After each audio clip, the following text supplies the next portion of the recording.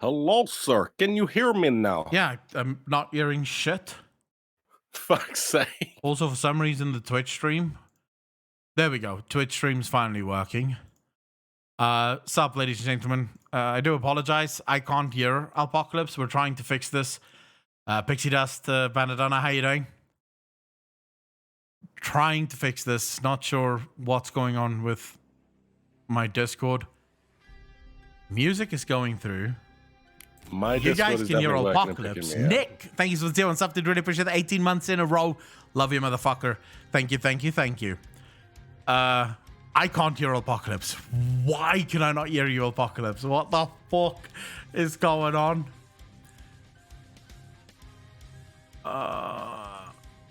What the hell am I got no clue, bro.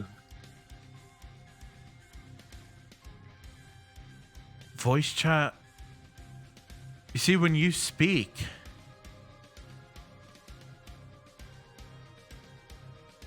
quickly say something. I have a lovely bunch of coconuts. It's coming ones, through on the Elgato ones, side, but head. my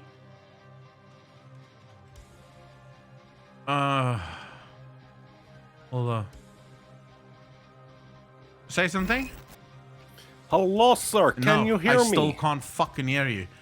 I hate my life so fucking much right now. How can this not work? Like, what in the actual world could have done this? I can't hear shit. Tube, thank you for doing something. Really appreciate that. Apocalypse, thank you for the something. Really appreciate that. 25 months in a row, 7 months in a row. Love all of you. Yeah, I can't hear shit. It's just broken. For fuck's sake. Why is it doing that? Alex, thanks for doing something. Really appreciate that. Thank you so much, comrades. You guys are far too fucking kind. Alright. I can hear music. I can hear everything except for Discord. For some reason, Discord isn't coming through. Let's quickly end. I'm gonna end the call and see if I restart the call if that does. Pampani for everyone.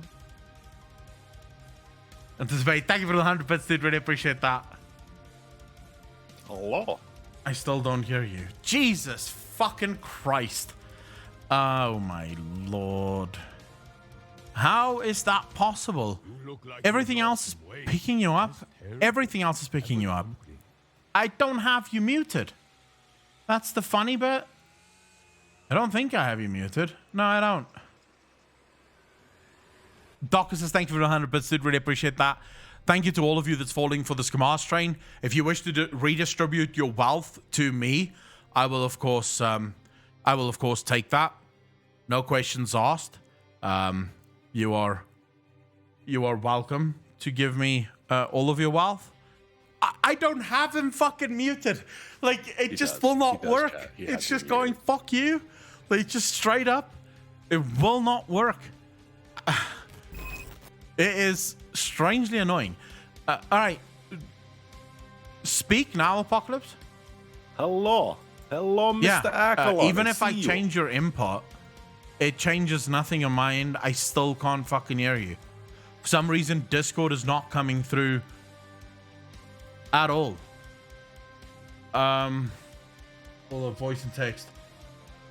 Caramel, thanks for doing stuff. Really appreciate that. 6 months in a row. Okay, I don't know. I'm at a loss for fucking words here. Try and speak now, Apocalypse. Hello. Can you hear me? Now I hear you. Fucking finally. What did you do? I literally changed it from Wavelink voice chat output to Wavelink browser output. Yeah. And for some reason that now works. Let me go back to voice chat and see if that works now. It won't work. Speak. Because it's Wavelink, and Wavelink is retarded. Yeah, no. It's been having some issues lately. Yeah, no. Fuck that. It has legitimately decided if I put it on Wavelink voice chat, it will not fucking work. No matter what I do, it will not work. I hate my life so much. Natalie, like the good comrade that you are, just spreading the wealth. I really appreciate the 5 community subs. Ladies and gentlemen, can we get some love in chat for Natalie? And dishing out 5 community subs. That is amazing. Natalie, thank you so much for that. Thank you. Turn it on and off again. If I turn it on and off again, we're not fucking streaming. Oh my god. Dude, this has been a weird stream this week. You've been in that fog zone of illness, like. Yeah, man. This was a hard week, bro. I was severely dehydrated. Then I mean severely dehydrated. At one point, I could legitimately no longer swallow. Like I had no spit to fucking swallow, dude. And I phoned my dad. I'm like, dude, I can't keep shit down. Anything I drink, I have a sip of water, it immediately comes out. Doing my duty, comrade. Natalie, very much appreciated. I promise to use all of the funds that you guys give so kindly. I promise to spend it well.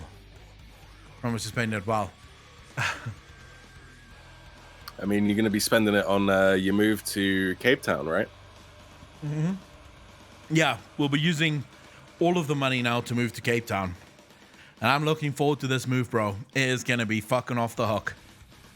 It does look pretty good. Like, I've been seeing you looking at places on stream and shit, and fucking yes, mate. I would love to live there, especially if it snows. Like, that would be amazing. Bro, Somerset West is fucking gorgeous. It is absolutely gorgeous. I'm gonna love fucking living there. Oh my god, you finally understand why I love Final Fantasy. Anticipated. Of course. I just need to get fucking Apocalypse into Final Fantasy.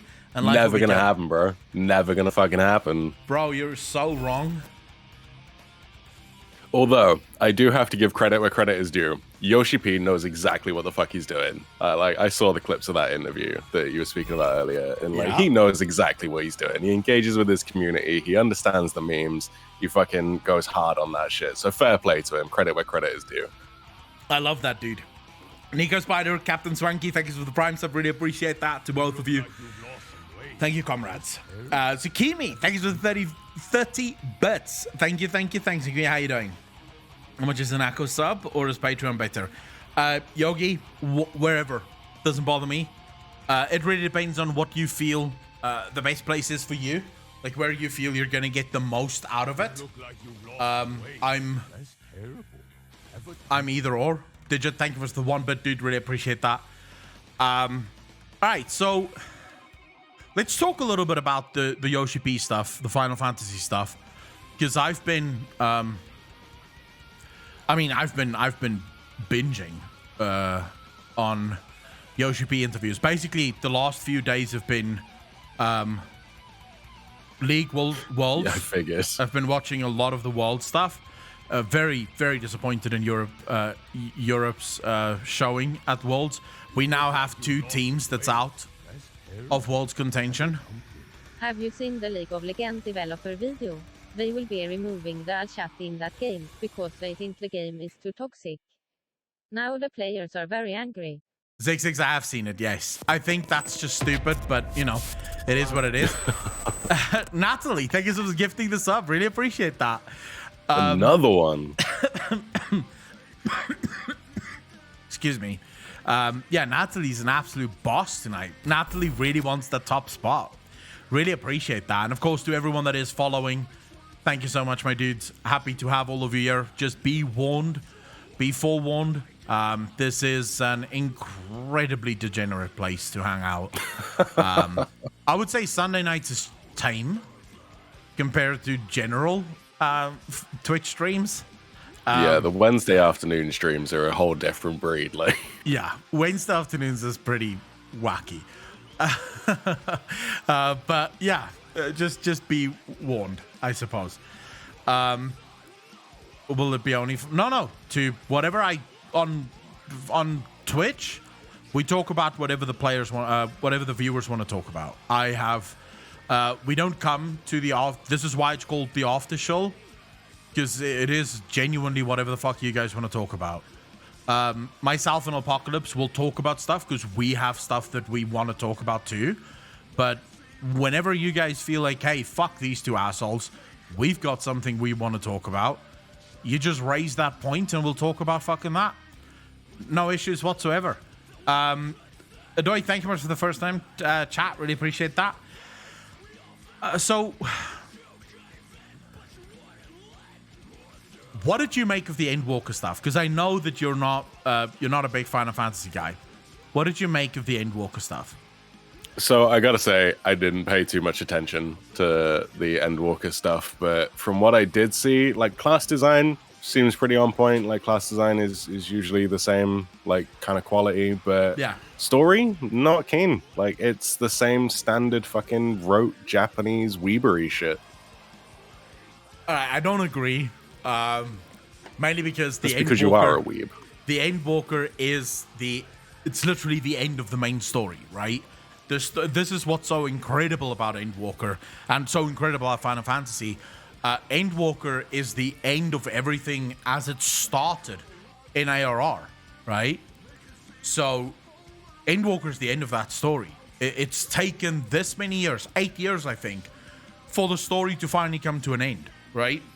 Oh, for sure. I 100% get that because it's like the Legion equivalent, right? It's the wrap up of that previous arc, that kind of final culmination of story. Yeah. But for me personally, the Japanese storytelling style, the end arc is always the same thing.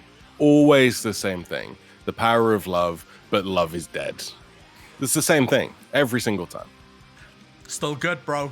Still fucking good. And for those of you that's thinking it's gonna end, no.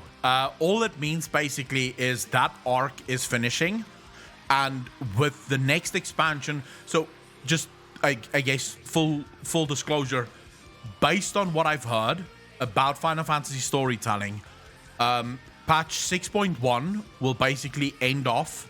Like it will bring everything to a head, and then usually about the 0.2 patch is when they start telling the next story. So that's when they start preparing you for the next expansion and the story that's gonna be unveiled in the next expansion. So no, there's gonna be a new story. This is simply the end of the main storyline and now the beginning of a brand new story after Endwalker. So I'm extremely hyped for that. I would be interested to see where the new story goes. Yeah, same. I think the new story is going to be... Well, we know that Endwalker was written by the same lady who did the Dark Knight questlines. And she is absolutely insane. The Dark Knight storyline is, from everything that I've seen so far, just absolutely amazing. So definitely looking forward to more from her. Class design. This is the other thing that I think Final Fantasy does that is so much better than World of Warcraft. They seem to have a very clear vision of what their classes have to be. And every expansion brings the classes closer to that vision, right? Like the end vision of where they think their classes should end up. So I'm personally very much looking forward to it. I think the island adventure is going to be insane. And my biggest takeaway from all of the interviews that I've seen with Yoshi P, these guys know how to please the crowd. Definitely know how to please the crowd. But the island thing, they just stole that from Albion Online. It's like a 1-to-1 complete copy of Albion Online's like housing. Yeah, but that's fine. The World of Warcraft... No, I wouldn't say it was fine. Albion was trash.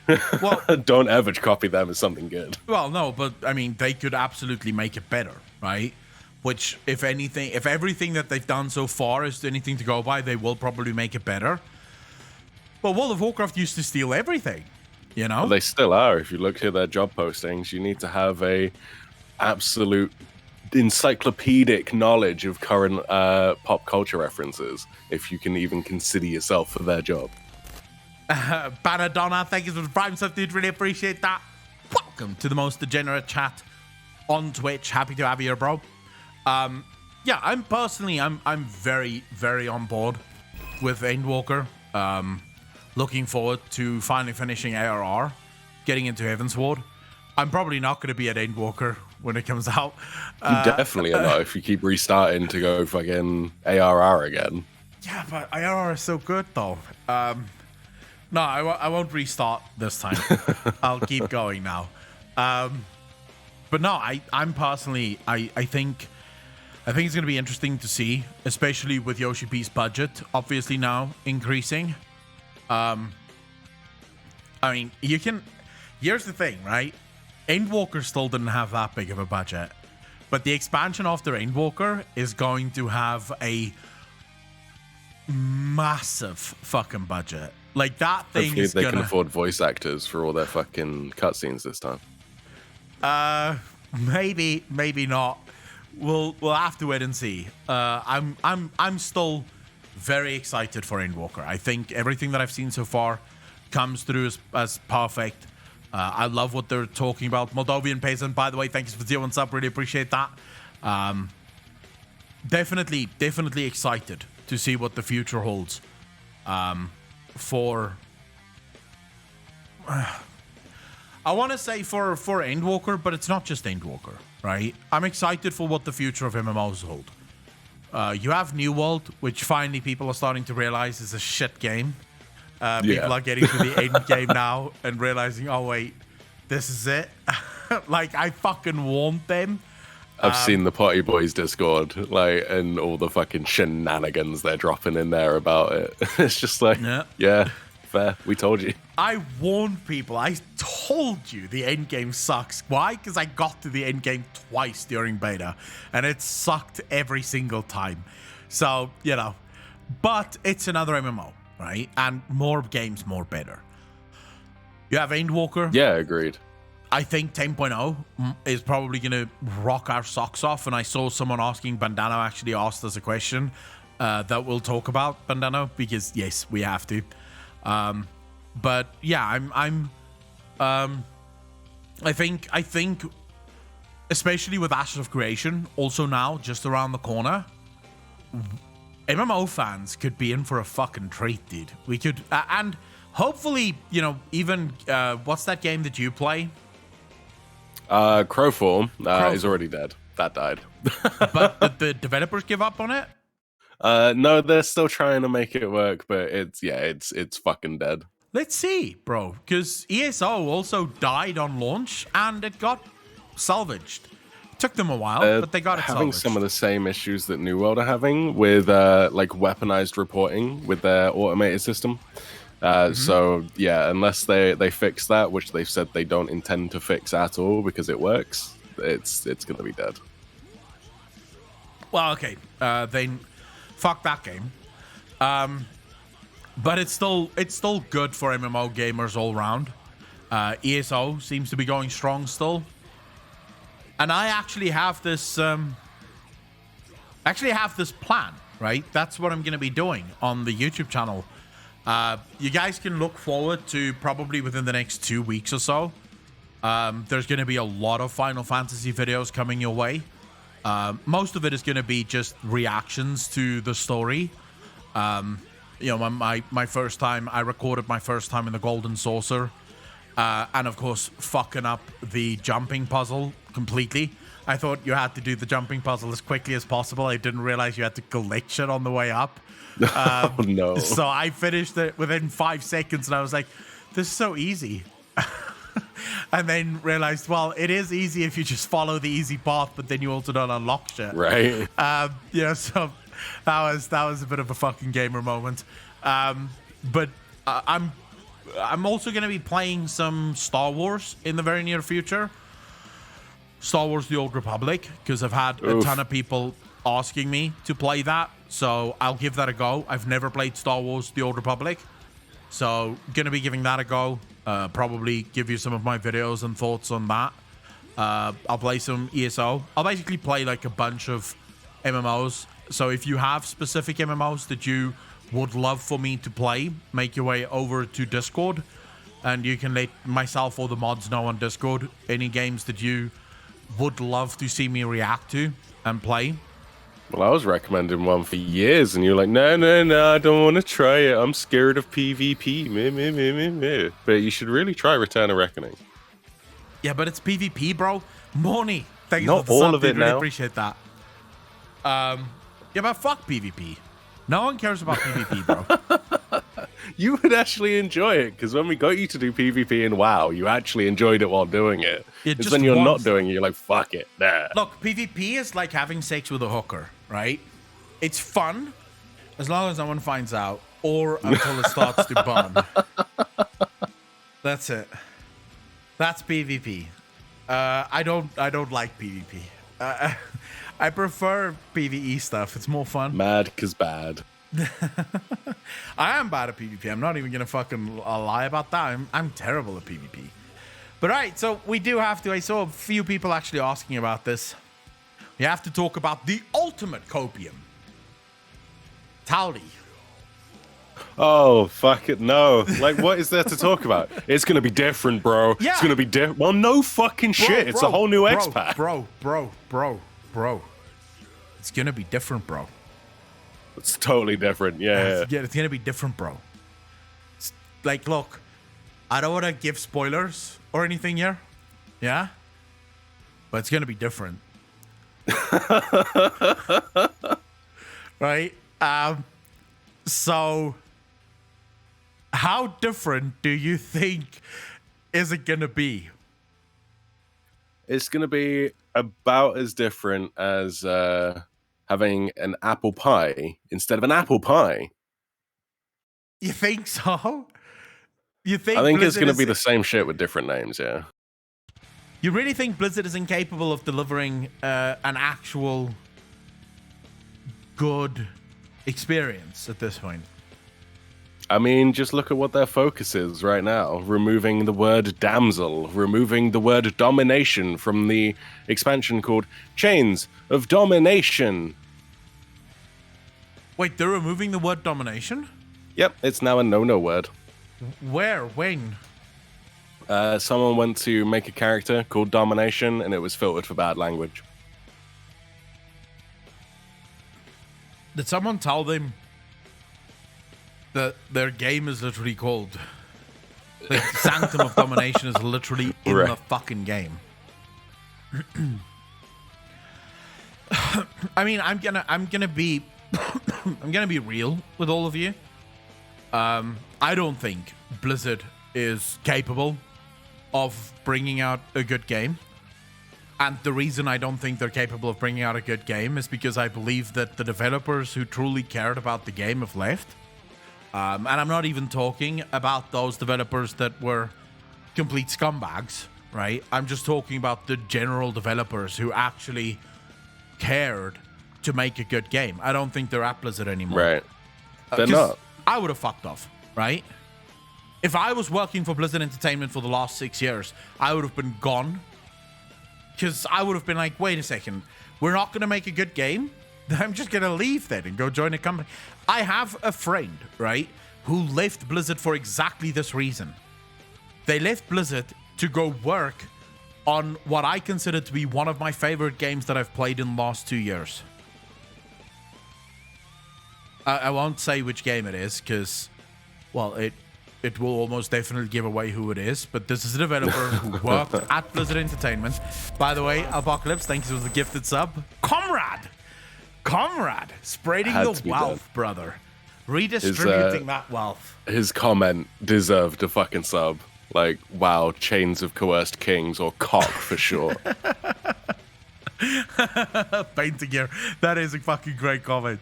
If you know your worth, then I see no reason for anybody to still be there.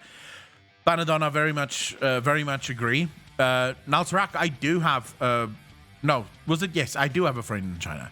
Actually, I have a couple of friends in China. Actually, this is a funny story. I met, for the first time ever, a Chinese person in South Africa that wasn't working at a Chinese food place, like at a Chinese takeaway. I have never seen a Chinese person outside of in the Chinese shop. And I met someone last night, for the first time ever, she was one of the waitresses at Hooters. For the first time in my entire fucking life, dude. And we got to talking to her because she was our waitress. Her surname, dude, this is the weirdest thing ever. Both her parents are Chinese, yeah? Her surname is Janssen van Vieren, which is as Afrikaans a surname as can possibly fucking exist. Like, there is no more... That is more Afrikaans than my surname, bro. Like, my surname isn't even that Afrikaans. I legitimately just sat there and was like, "What? How's that your surname?" She's like, she doesn't know. Like, there's no way. There's no way. Like, both your parents are Chinese. She's like, yeah.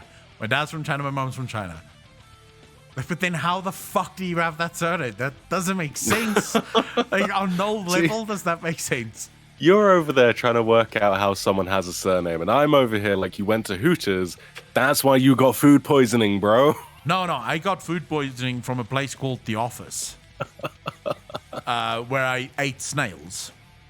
Oh no, why would you do that? Because escargot is fucking amazing. No, it's not, clearly. It is. Escargot is amazing if it's not fucking poisonous.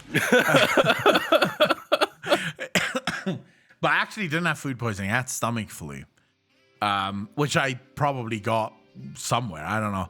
But no, I went to Hooters just because we wanted to have a beer. My brother wanted to discuss some investment shit, and we didn't want to do it at home. So we thought, fuck it, we'll go have a beer. And it's a pretty chill place. Hooters is usually like fucking quiet on a Saturday, like really fucking quiet. So yeah, why not? Anyway, what were we talking about before I fucking...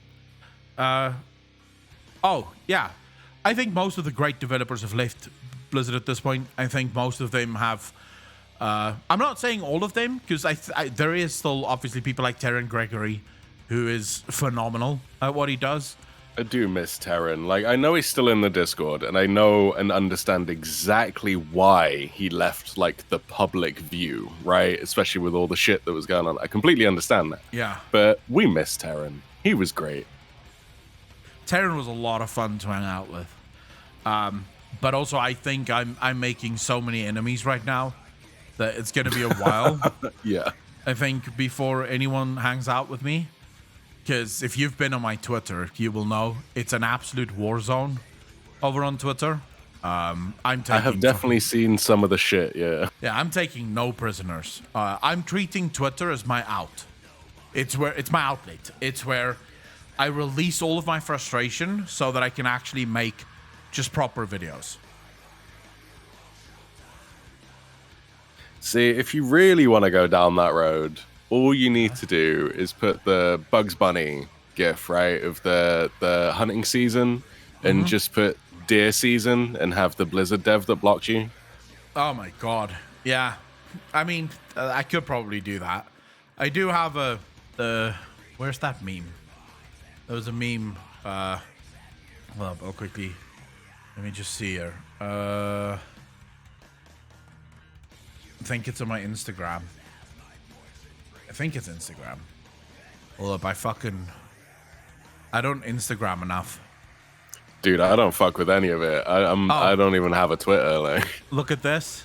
This is my I should just have hunting season over here, because I discovered that fucking Snapchat filter. First time I've ever used Snapchat, and I just had to make this. Nice. Just need a hunting season open now on that one, and we'll be golden. That's the kind of shit that you can get on my Instagram. I don't know how to Instagram, so that's what I do. No, I think if that's the shit you're posting on Instagram, you're doing it right by my standards, mate. Like Instagram is only for hot chicks. That's why you do Instagram, I think.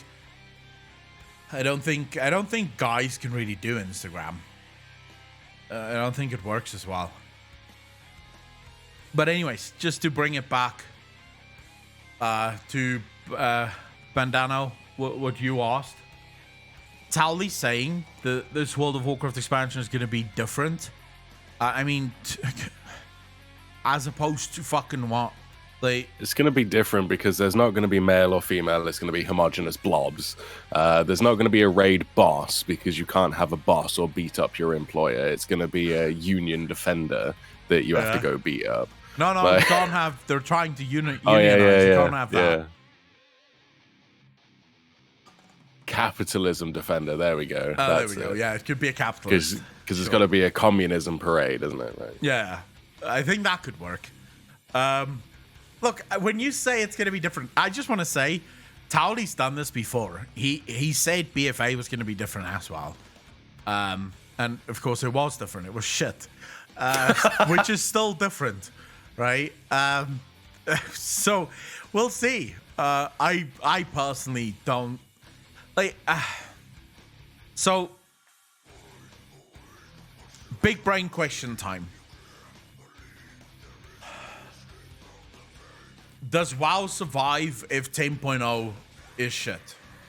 No, it doesn't survive if 9.2 is shit. You believe that? I 100% believe that if the end of Shadowlands 9.2 into 9.3 is as bad as it has been so far, 10.0 is not coming out. Oh.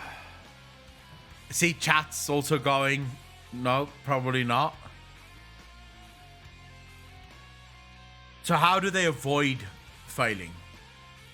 By not blocking their player base, by actually listening to their feedback, by not being so driven by their own ego that they resort to the "you haven't been published" argument, so you don't get to talk. I think we should just first sort of highlight what does not survive mean. Because a game can survive with very few players. You have games that survive with like 200,000-300,000 players. Right? And they do pretty well because you don't need many people to have an incredible amount of whales that keeps your game alive, right? But I do think at this point, what we have to say when we talk about failing or a failure, I would say free to play. That would we consider World of Warcraft going free to play a failure? Would we consider that as the failing? Under 100,000 players. If you have less than 100,000 players for WoW, it's failed. And it's only a matter of time before it drops down to 1,000 to 2,000 players. 100,000 is so fucking... That's so little, though. I don't think it would go to 100,000. I think it would at least be able to scrape 1 million players together. Like, I don't know. I do think so. I mean, there are shit games out there that has quite a few players. I mean, there's people that play EVE Online, for fuck's sake. Like, you know, you could absolutely get a bunch of shit games that have... You could have like 1 million players who play a game, even if it's shit. I personally believe that...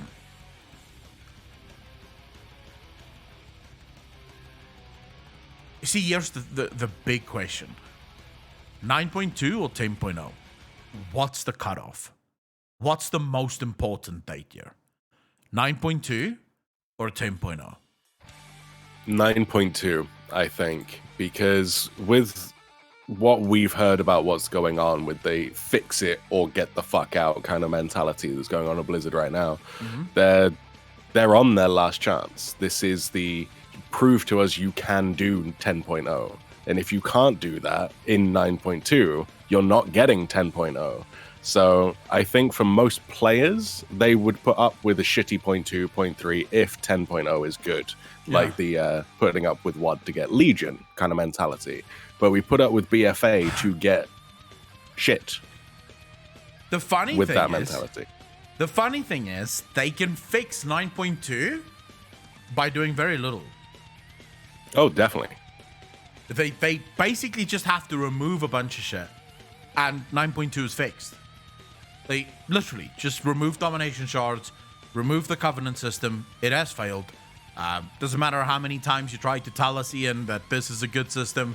You can go fuck yourself with your RPG mechanics, because this is not RPG. Like, I literally, I think night before yesterday, I was watching the interview where Ian was sort of going, we really want this to feel like a meaningful choice. And I was sitting there going, that didn't age well. That did not work. That did not age well. So, remove the meaningful choices in World of Warcraft because they clearly aren't that meaningful to the majority of players. Remove the Soul Ash from Torghast. If anything, bring Torghast back to what we used to have in PTR, right? Just unlimited floors and just keep going. Going to be removed in 9.2 anyway. It's a system for one patch.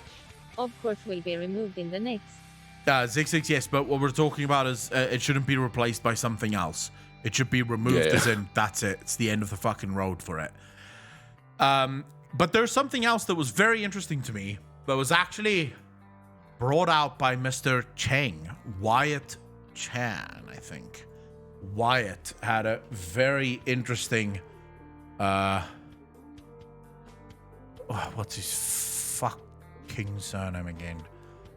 Is it Wyatt Cheng? What's the only Wyatt I know is Erp, mate. The dude from fucking Diablo 3? The Diablo guy, yeah, what's his name again? It's Wyatt something. Yeah, don't you guys have phones? I know him, yeah. That's the guy. Of course, there is a possibility that he blocked me. That is always possible. Can someone link me his Twitter, please? Because he shared something on Twitter that I found really interesting.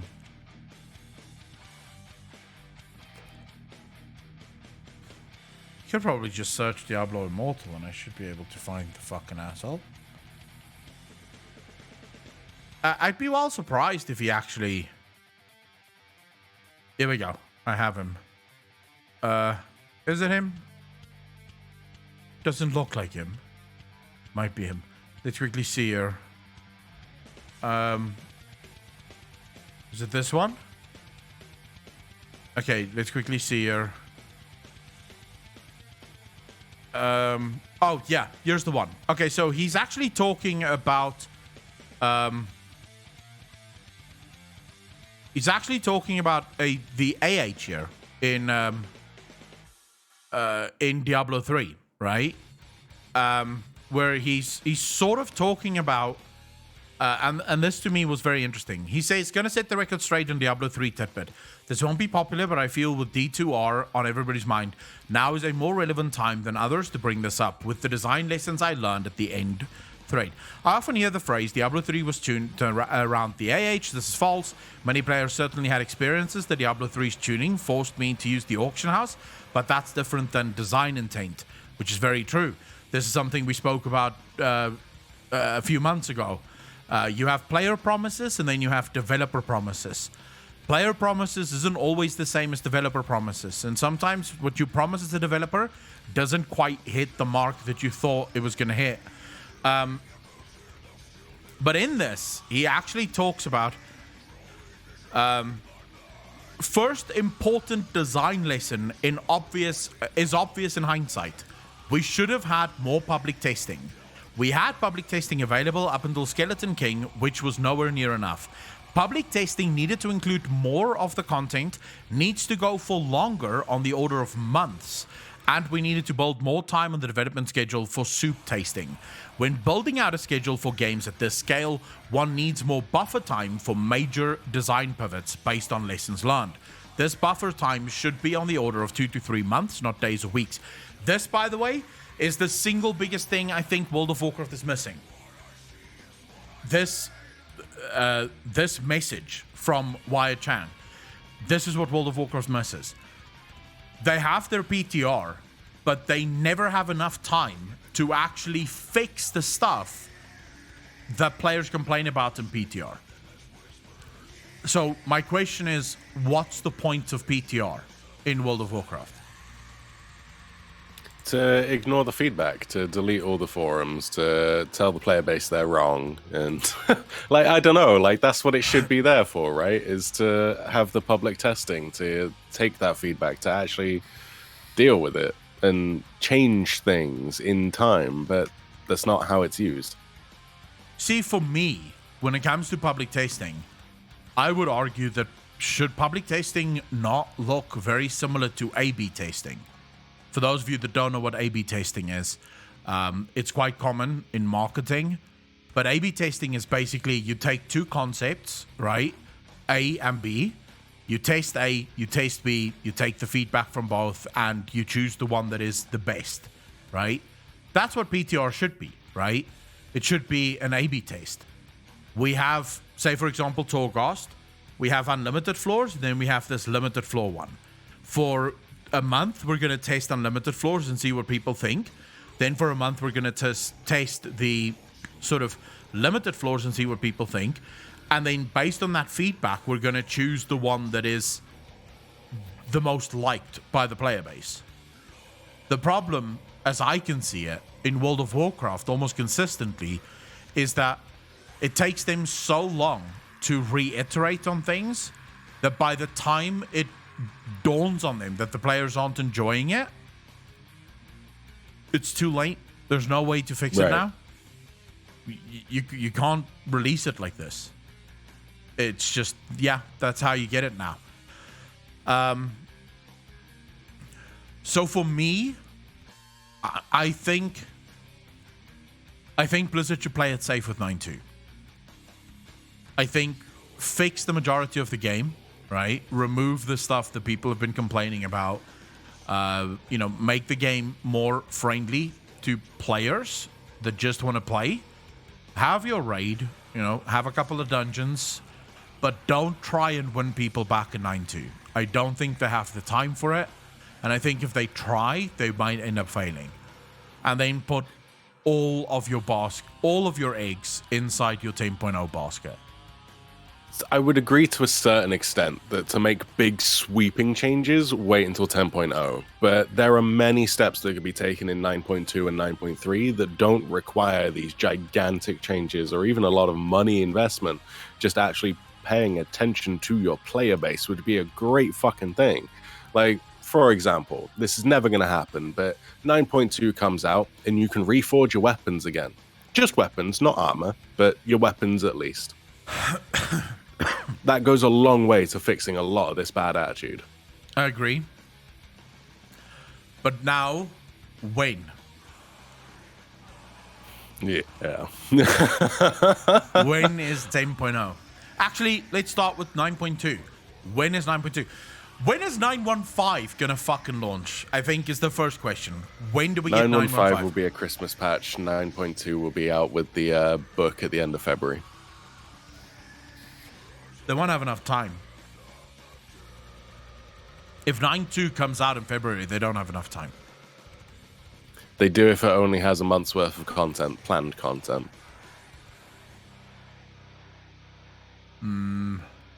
If they do it on the Endwalker date, that's it. 9.15 doesn't get played.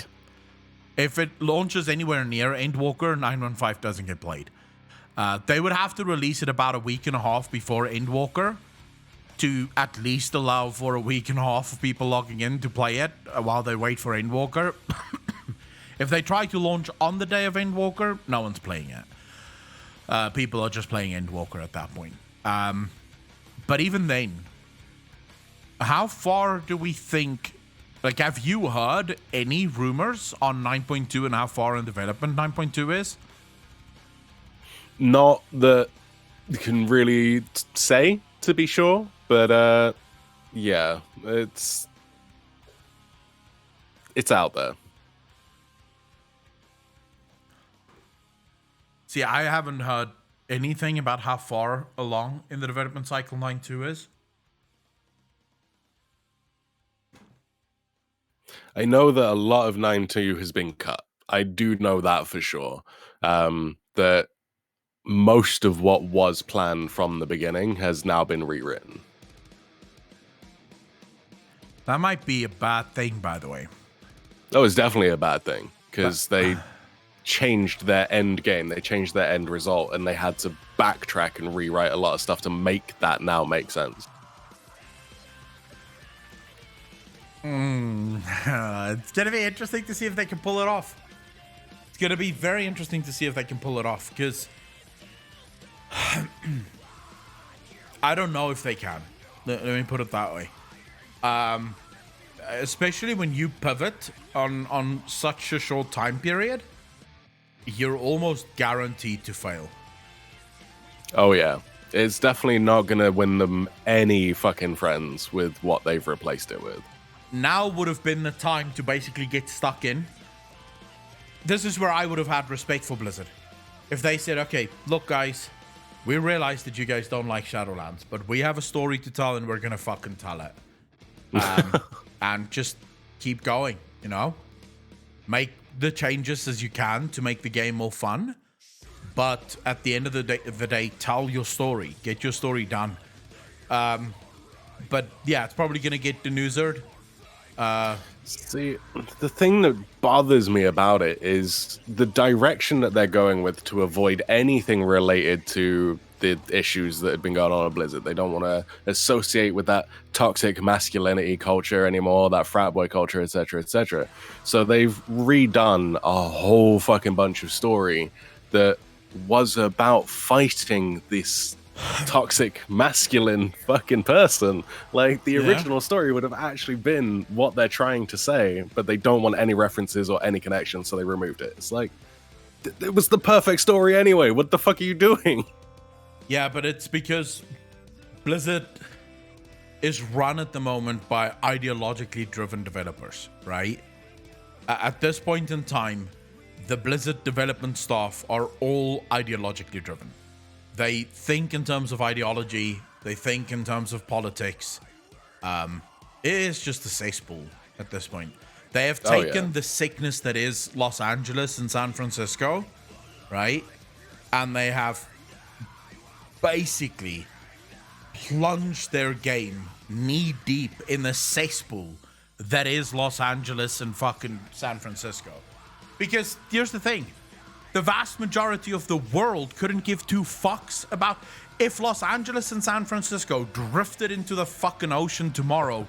The world would go, no great loss there, and move on with their fucking lives, right? Nah, I think you underestimate the stupidity of humanity at large. Like, they idealize these people because they get attention, and that's what everybody's built to crave now, is that attention.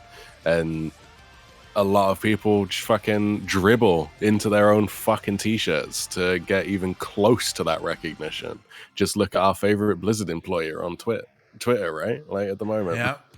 You see, so I've met people from all over the political spectrum, right? I am friends with people on the left. I'm friends with people on the right. I don't really judge people based on their political beliefs. Like, I can have, I have socialist friends. I even have communist friends. I have capitalist friends. I have friends from all over, right? Because I don't really give a fuck. Like, I don't really base your value as a person on your beliefs, in that regard. And I will say that even, like, very progressive people that I meet from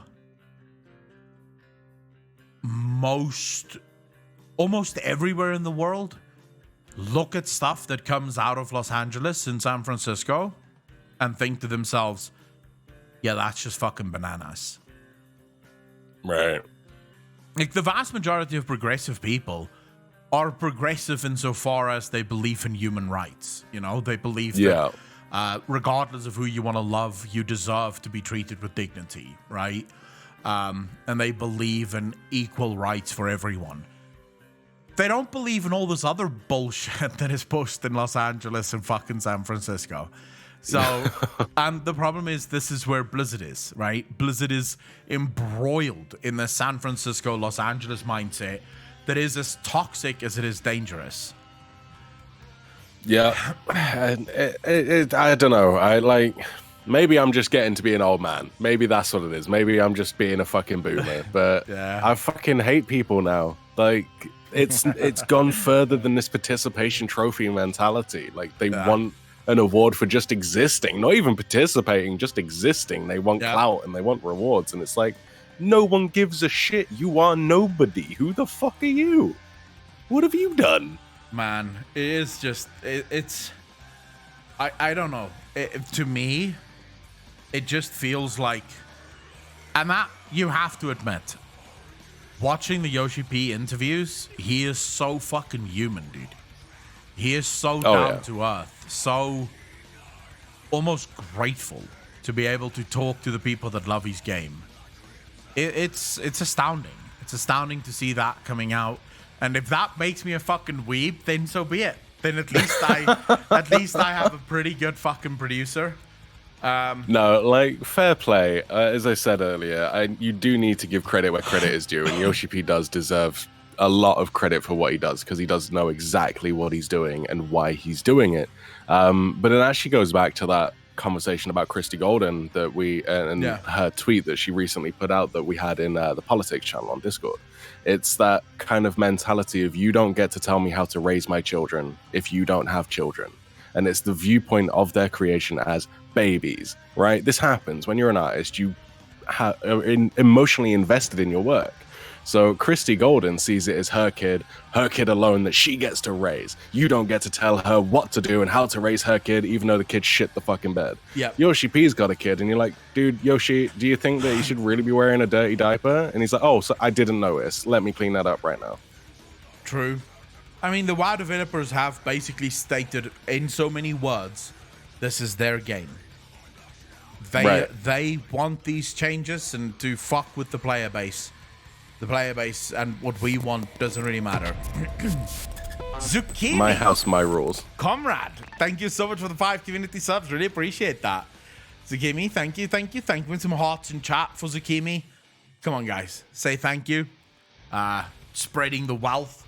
Very much appreciate that. Make me rich. Oh, yeah. I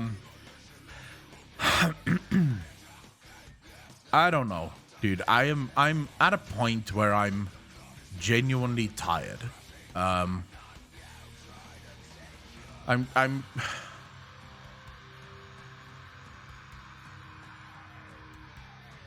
how did it happen so quickly?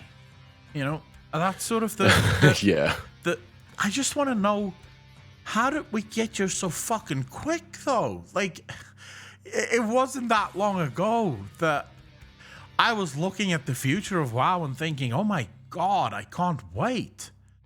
And yeah, it's that thing, isn't it? Like, it is just a spiral. It's like, once you've taken that first step, it then stops being stairs and turns into a fucking slide with a cheese grater at the end. Like, that's exactly all it is. And this isn't fair. I'm being flashed by my wife off screen, sorry. But yeah, it definitely did go very quickly, and I don't understand why either. It's just exponentially gone at a fucking rate of knots. It really is. It was just overnight, you know? It came... I mean, if you think about Legion, think back to Legion and just how incredible Legion was, you know? I just released a video on my Clips channel about, was Legion the best speculation expansion ever? Oh, yeah. And yeah, it was. I looked at Legion and I thought, fuck, if this is the future of WoW, can you fucking imagine? Can you imagine 2-3 expansions from now how fucking great this game is going to be? And surprise, surprise, 2-3 expansions later, this is where the game is now. Right. And like, we've spoken about this before with Legion in particular, in they gave you answers as well as more questions. Whereas now they're just giving you questions like a pilot episode of a new series. Yeah. But in Legion, you got just as many answers as you got new questions. And that was the perfect balance for speculation. Yep. I mean, plus it was dealing with known subject matter. You know? Yeah. It was dealing with things that we knew. And to be fair, Legion wasn't perfect. Legion had its own list of faults and mistakes and things that they could have done a hell of a lot better, that they ended up not doing great. Like Nal Serac just highlighted there, the Illidan quest line was very true, very fucking bad. But on the whole, Legion was a decent expansion, and BFA wasn't, and neither is Shadowland. That's putting it very, very fucking lightly. Yeah, I don't know how we got there so quickly. How things spiraled out of control to the point where now, you know, you have Blizzard employees basically attacking their player base, unrelenting attacks on their player base. You have people like that Jeff Hamilton effectively calling players morons. Oh, fucking... they need to stay off Twitter. Somebody needs to pull Jeff Hamilton's Twitter account away from him. Yeah. Seriously. For his own fucking good at this point. Take it away from him. Truly, yeah. That guy is doing so much harm to the game. Because at the end of the day, you know, it's your game, but you're making a game for players, for customers. How the fuck do you justify calling your customers morons? Yeah, you know, I mean, obviously morons if they're still buying it, right? Well, not many. They're all leaving now. I mean, I am worried. I am, like, for those of you that have only just tuned in, that is sort of my biggest worry at the moment, is that WoW is going by the wayside, and the WoW isn't going to be able to survive or recuperate. Because it feels like, at least in the past, Blizzard had ideas, whereas now it almost feels as if they're grasping at straws. Oh, definitely. They are fucking running out of ideas right now, and they are struggling to even stay afloat. But I desperately need to pee, so I'm going to be right back in a couple minutes. Eisermeister, I expect them to do exactly that. Rain, how you doing? I expect them to do exactly that. That's what Battlefield DICE did with Battlefield. DICE effectively came out and said, hey, if you don't like it, don't buy it. And people didn't buy it. You know? So, yeah, that is just that. It's probably going to happen, right? At some point, someone at Blizzard is going to say, hey, if you don't like our game, don't play it. And players aren't going to play it. It's as simple as that. Because when you make your player base the enemy, that is usually the end of your video game. The player base can never be your enemy. You can't view us as the enemy, because we're not actually your enemy. I'm personally not the as much as I dislike World of Warcraft at the moment, the second Blizzard changes their attitude, I'll be back. I'll be back. I'll be back. I'll be right there again. I'll try to help. I'll try to give as much constructive criticism as possible. And I think most players are like that. I think the vast majority of people are exactly like that. The second Blizzard comes out and they go, hey, you know, we're sorry. We apologize. I think most people will be back. Most people will be like, okay, no problem. All's forgiven. All's forgotten. Let's go again. But do they have the mindset to actually do that? That's the question, right? Kaki, how you doing, brother? Do you think if ActiBliz doesn't make shit right to next expansion, the game will forever die? We were just talking about that, Kaki, and the takeaway for us was actually, if they don't change the game in 9.2, the game might actually die. Stormskin, thank you for the follow. Really appreciate that. Welcome to the channel, bro. The game might actually die if they don't fix it in 9.2. It won't be the same anymore. Private servers are the only way of WoW in the long run, like Warhammer and its fan private servers. Nalsrock, maybe not. We'll have to wait and see. I don't care if they apologize or not, as long as the game is a dumpster fire I am playing. Well, no, but remember, when I say apologize, it goes along with changing the game, right? So they apologize, they acknowledge that they've made mistakes, and they set forth to fix the mistakes and actually make the game better. Because just coming out and saying sorry, yeah, that wouldn't do shit for me either. That wouldn't get me back. I would need to see changes happening from Blizzard's side. Change. These mofos think their game is perfect. How could they change with that mindset? True, Elodie. Sad, but true. And it is sad. It is really fucking sad that Blizzard seems to believe that they are perfect, you know?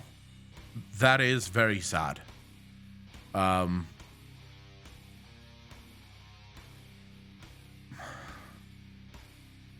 That's probably the reason it won't get fixed. Because I don't think Blizzard actually blames themselves for these mistakes. I think Blizzard blames the player base. I think in some ways Blizzard blames the pandemic. I don't think Blizzard blames themselves.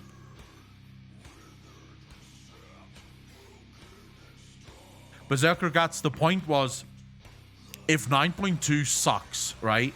So it's just more of the same. They may not even be able to convince people to come back for 10.0. That's the big issue. That's why we said that might be the start of the end for WoW. Look, I don't think World of Warcraft is going to end in a bang. Excuse me. I don't think it's going to end with a bang. I don't think you're going to wake up one morning and WoW is dead, right? Big games don't die that way. It's going to be slow. But when we're talking about the moment that it dies or starts dying, it's probably going to be if 9.2 fails, right? You. Berserker Guts, maybe, maybe not. A lot of people are leaving for Final Fantasy, right? And I can tell you now, I've spoken to quite a few people who have left for Final Fantasy who is not actually coming back to WoW. They're having the time of their life in Final Fantasy. I've met people who started playing ESO who is not coming back for any of the others because they're having fun in ESO. So they have no interest in leaving the game for World of Warcraft. Even if World of Warcraft is great at 10.0, they probably still wouldn't get back. But to be fair, like, I think the conversation in chat at the moment about private servers, Blizzard could learn a lot from some of these private servers. They really fucking could, but they won't, because that would mean admitting that they made a mistake, and they can't do that. They don't know how. They would first have to believe that they made a mistake. That's actually exactly, yeah. That's actually the biggest thing. They have to realize that they've made a mistake, and I don't think that they at this point their they ego believe that does not allow it. Major patch is enough for me to come back. I would like to ask, how many of you will try 9.2 when it comes out, regardless of whether you know it's good or not? Like, if you are going to wait before you come back for someone else to say that it's good, then you have to say no. You're not going to come back because you are going to wait for other people. But how many of you are going to go play it regardless of what anyone says? You are going to play 9.2. I can't say that I will, because I really only played WoW for the lore. Like, I liked raiding, I liked Mythic Plus, I liked doing dungeons, but I played for the lore. And if the lore isn't there, then I'm not playing. I will probably be I will be playing 9.2, but just because it's my job. Yeah, you kind of have to. Yeah. But they won't be getting a 6-month sub out of me. They'll get a 1-month sub to try 9.2. If it's good, I might consider giving them another month sub. Although, based on everything that I've seen with WoW, a month might be too long. If they did weekly subs, maybe I'd be back, because I'd be able to finish in the first week. Yeah. I'm going to give 9.2 a go, and I'm going to keep an open mind, as I should do, right? I really hate the mindset of playing a metric shit ton of money for a game that is barely fun to play at the end of the expansion cycle. But, you know, I still have to do it. It's my job. It's what I do. So Fell Smoke, us too. We're still waiting for the City of Secrets. There wasn't a fucking city, and there was no fucking secrets. It's the taint of secrets. Taint of common knowledge. Like. I understand where the confusion comes in. So the first ones have different words for different things. The word for taint in the first one language is city. So when they say City of Secrets, it actually means the taint of secrets.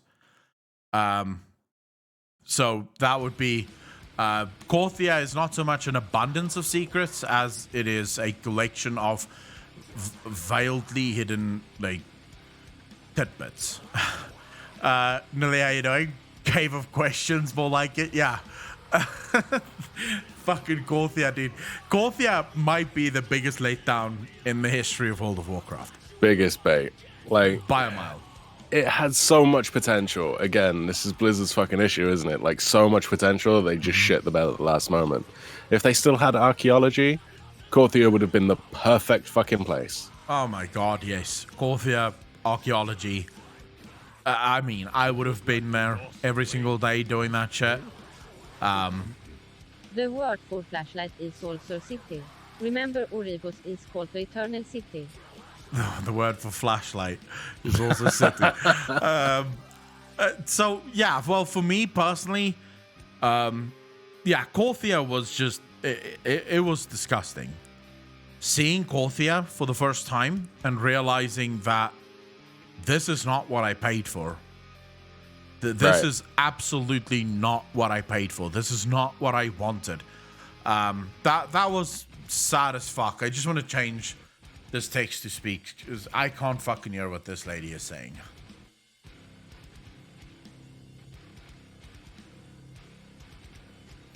Malthrax 100% bigger disappointment was Korthia over Nyalotha. Nyalotha was pretty much spot on for what we were told it would be. Not what it should have been, but what it would be. But Korthia was nothing like we were told. I would actually say Nyalotha at least lived up to the visual hype. Yes. You know, it looked awesome. And it yes, it was a little bit thin on what I wish it would have been, but it was still not horrible. It was still not really bad. Whereas fucking Korthia, I was promised the City of Secrets, and what I got was absolutely nothing. I didn't get a City of Secrets. I basically got fuck all. You know, and that is just it's disgusting. It should never have happened. The fact that it happened is quite frankly beyond me. I don't get how I genuinely don't get how Blizzard even did this. I mean, being directed by the same person who said the Grimoire would have been the speculator's wet dream, which it fucking wasn't. Bro, don't even get me started on the fucking Grimoire. That was just like, why? That is not how this is supposed to go. Something is so fucking broken again. I don't know how this voice became the voice that reads the text alerts. The show alerts. Grimoire of unenthusiastic handjobs. That's a very apt description. Just mangling a flaccid penis. That's basically what it was. You do realize you guys are fucking weird, right? You don't get to talk. What? Why not? Fucking potato pod person apologist, like loving the falafels in Final Fantasy. You don't get to have an opinion. Hey, the Lalafels are fucking boss mode, bro. Hey, don't you dare say something mean about the Lalafels. Bro, I will say all I want about the lolly inserts. It's no, like you're just wrong. No, the potato people are fine. They're not the worst thing in Final Fantasy. What were we talking about again? Blizzard not being able to own up to mistakes, Korthia being a shit show, disappointments. If I had to choose a single sentence to sum up the Shadowlands and BFA, really, if I had to choose a single sentence to sum up Blizzard for the last 4 years, it would be overpromised, underdelivered. That would be the perfect, I think. That would be perfect, as far as I'm concerned. If someone asked you tomorrow, so what's Blizzard been like for the last 4 years? It would be the overpromise and underdeliver. Well, ass grabbing would be a whole different discussion. At least someone was having fun in that exchange. Whereas this time around, no one's having fun. That's the weirdest thing about this. Like, the government is suing Blizzard for the obvious bullshit that they pulled at the company. But what about the players getting fucked on the daily? Like, is there no laws that, like, protect us from the... No, because we paid for it. We are giving consent by signing that EULA. I did not pay to be abused, bro. Yeah, you did. No, I don't think I did. You may not have known it, but you did. You didn't read the terms and conditions. At no point do I remember signing a document saying, yes, you are welcome to bend me over and fuck me with a 10-inch dildo. At no point did I say this is okay. It's in the fine print, dude, of your subscription. What do you mean? It just, oh my god, dude, it just feels so fucking miserable. The fact that we're talking, here's the statement that sums us up, the fuck. Yeah, pretty much. Yeah. It's sad, bro. It's sad to see this company fall so far. And especially as someone that, and I'll be honest, I am a Blizzard fanboy. I used to be a massive Blizzard fanboy. I mean, Blizzard was the company that got me into gaming in many ways, you know? Warcraft 1 demo was one of the first games I ever really played. You had Warcraft 2, Warcraft 3, Diablo 1, Diablo 2. I was, oh my Jesus, I was one of those people that would defend Blizzard with my life, dude. I would go to war for this company. And to be fucked in this way. StarCraft is another game that I absolutely adored. To this day, I still think StarCraft is one of the best RTS ever made. And to just see this game fall so far, this company fall so far, you know, going from, and this is what's really interesting about this company. They used to be the darlings of the gaming industry, bro. Right. Like, they couldn't do anything wrong at one point in time because they were just on top of the game. Think about this. Ferorius, thank you so much for the deal on sub, comrade. Really appreciate you redistributing your wealth to my bank account. Think about this. No other gaming company in the world, in the fucking world, right, can sell out an entire convention center just for their games. Right. No other gaming company can do that. If EA tomorrow held a EA convention, there'll be like 10 whales there. Like just 10 fuckers waiting for the next ultra pack to buy from fucking EA FIFA, right? Blizzard is the only gaming company in the world that can sell out their entire own convention center and with thousands of people tune in to watch. This company was the company. They were the for gamers by gamers company. And to see them fall that far is just, it's sad. It is fucking sad to see that happen. It is horrible.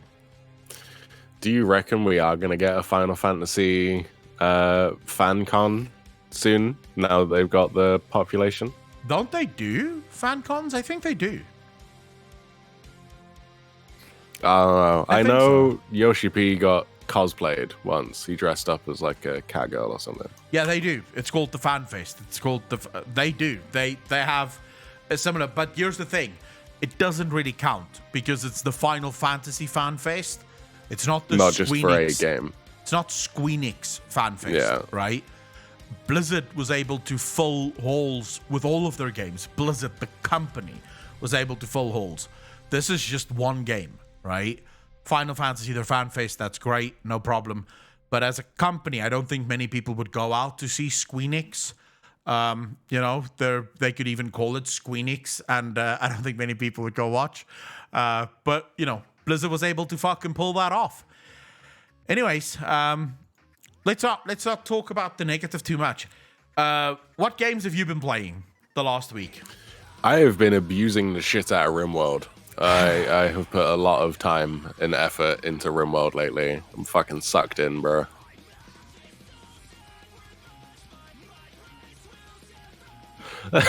You just don't have the patience for it. Like, you like Oxygen Not Included, but you don't like RimWorld. It makes no sense.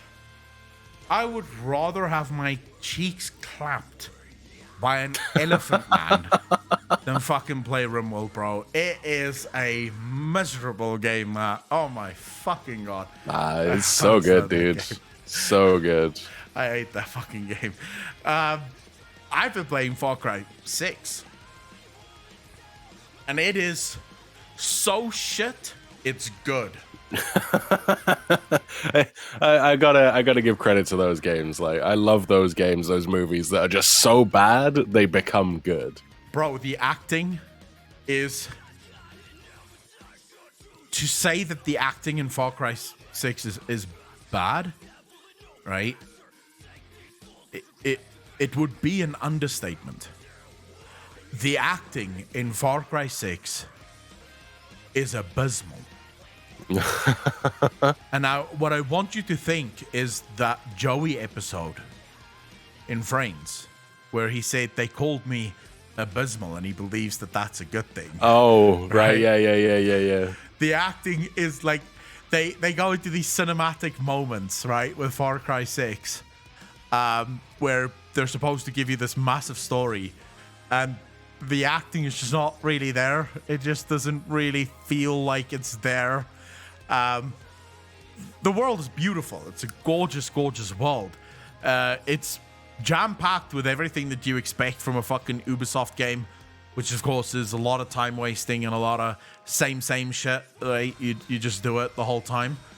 The premise of the game is pretty fun, right? You're fighting this incredible dictator. You're trying to throw off the dictator. But yeah, the game itself is just it's so bad it's good. It's the best way to describe it. I genuinely do love that so bad it's good stuff. It's a guilty pleasure of mine to watch terrible fucking movies that are so bad they've become good. Like Tokyo Gore Police. If you want to watch a proper movie, don't watch Tokyo Gore Police. If you want to laugh at how fucking shit this thing is, watch Tokyo Gore Police and the associated movies from that director. Some of the best fucking shit cinema in the world. I got the game for free. I got it with my AMD purchase. Like when I bought my AMD CPU, I got Far Cry 6 included. So, that's, I didn't have to buy it. But I've been enjoying it. I've genuinely been enjoying it. It's been a fun experience. For what it is, it reminds me very much, like Ubisoft is another one of those companies that they have found a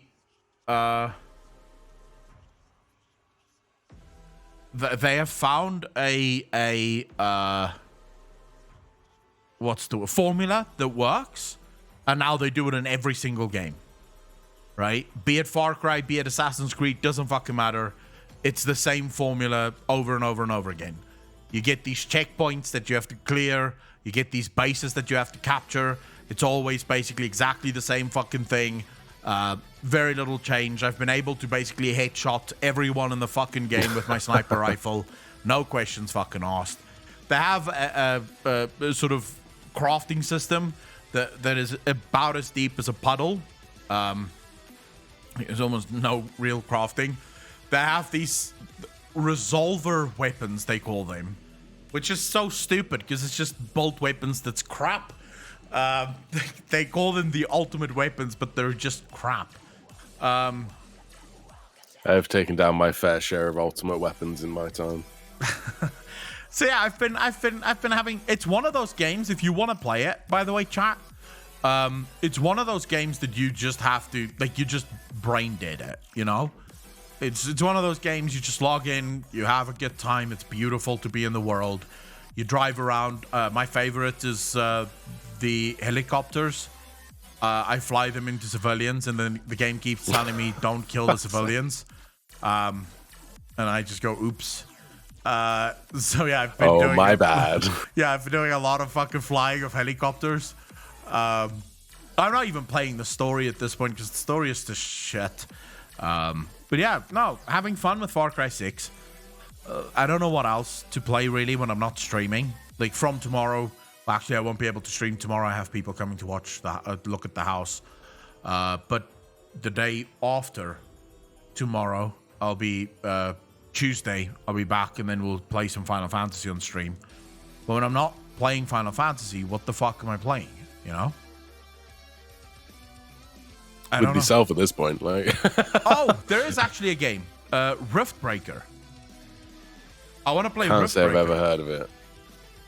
It's on the Microsoft Game Pass, and it's sort of like a survival RTS type of game. They have tower defense meets RTS meets RPG. It's like a whole weird fucking game, which they say is really cool. So I'm probably gonna play that. We'll probably give that a go. Swatter will play Golgoth, but not immediately. Let me first get to... I want to get to the end of Heavensward's patch content. And then, whilst those videos are going on, we'll start playing some Swatter. Oh, if you think I flame you hard while you play Final Fantasy, just wait until you start playing Star Wars, bro. You have no idea what's coming. Just because you don't have class doesn't mean the rest of us don't have class. Star Wars is it is the greatest sci-fi show ever. So why I would would you not like go it? that far. Fuck it out. The greatest sci-fi show ever being Star Wars? Yeah. I think you may have over-exaggerated there a little bit. Like almost on the level of Courtier being a City of Secrets. No. Star Wars is the greatest. It is the greatest sci-fi show ever. Actually, Nah. maybe. Yes, maybe second greatest. Excuse me. I would have to give it to Firefly being the greatest. Firefly, then Star Trek, then Stargate. Star Wars is coming in a close fifth out of three. No. It would be Firefly, then Star Wars, then Star Trek. I love Star Trek, don't get me wrong, but not. It's not better than Star Wars. And by the way, there's only 6 Star Wars. The new ones don't count. They're not Star Wars. I don't know what the fuck they are. They're not Star Wars. Oh my god, Battlestar Galactica. No, never mind. Yep. Never mind. It has to be Firefly, both the series and the movie, right? Because the movie was just as fucking good. And Nathan Fillion, who doesn't love that dude. Thank you for the 100, dude. Really appreciate that. Oh yeah. Then you have Star Wars. Then you have Star Trek, and then you have Battlestar Galactica. But I would put actually all of those equal. They're very, very close in terms of how good they are. They're very close. I don't know, actually. It's hard when it comes to great sci-fi. But I'll tell you, I have watched Expanse before. It didn't grip me, but I could give it another go. I'll tell you what game I would love to see be made into a movie or a series. Cyberpunk. Yes and no. I get what you mean. Like, I think it has the potential. It could be great. Like, anything set in a cyberpunk setting. Not the game, like, from CD Projekt, though. I wouldn't want to see that game made into a show. No, that world. I'd want to see the pen and paper version. That world. I want to see the world that Mike Pondsmith built But Natalie is right. It is Blade Runner. But yeah. As far as I know, Blade Runner actually borrowed a lot from Mike Pondsmith's work. But here's the thing. Have any of you read Cyberpunk 2020? Yes. Mike Pondsmith's first book, right? He predicts the shit that happens in 2020 to a fucking T, bro. Like, to a fucking T. He predicts all of the shit that's happening right now. And it gets worse from here. Like, after this, the corporations take power. We eventually fight a civil war against the corporations and lose. The corporations overthrow the governments. Eventually, cities are run by corporations and not by governments. It is just, it's dystopian as fuck. I believe that actually already happens. The company that owns Sriracha owns a town. There is Disney that owns a lot of fucking places. Pepsi have a battle fleet already.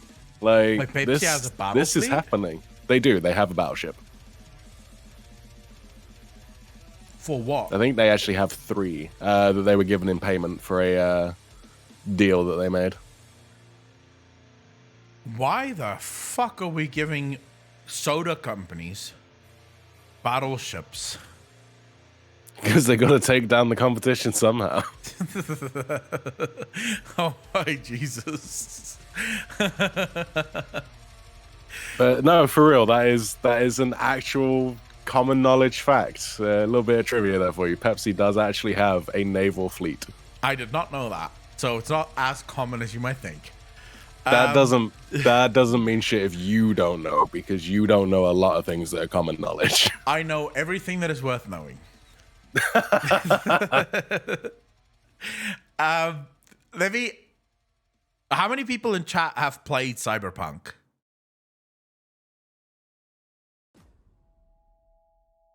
Like the PC game.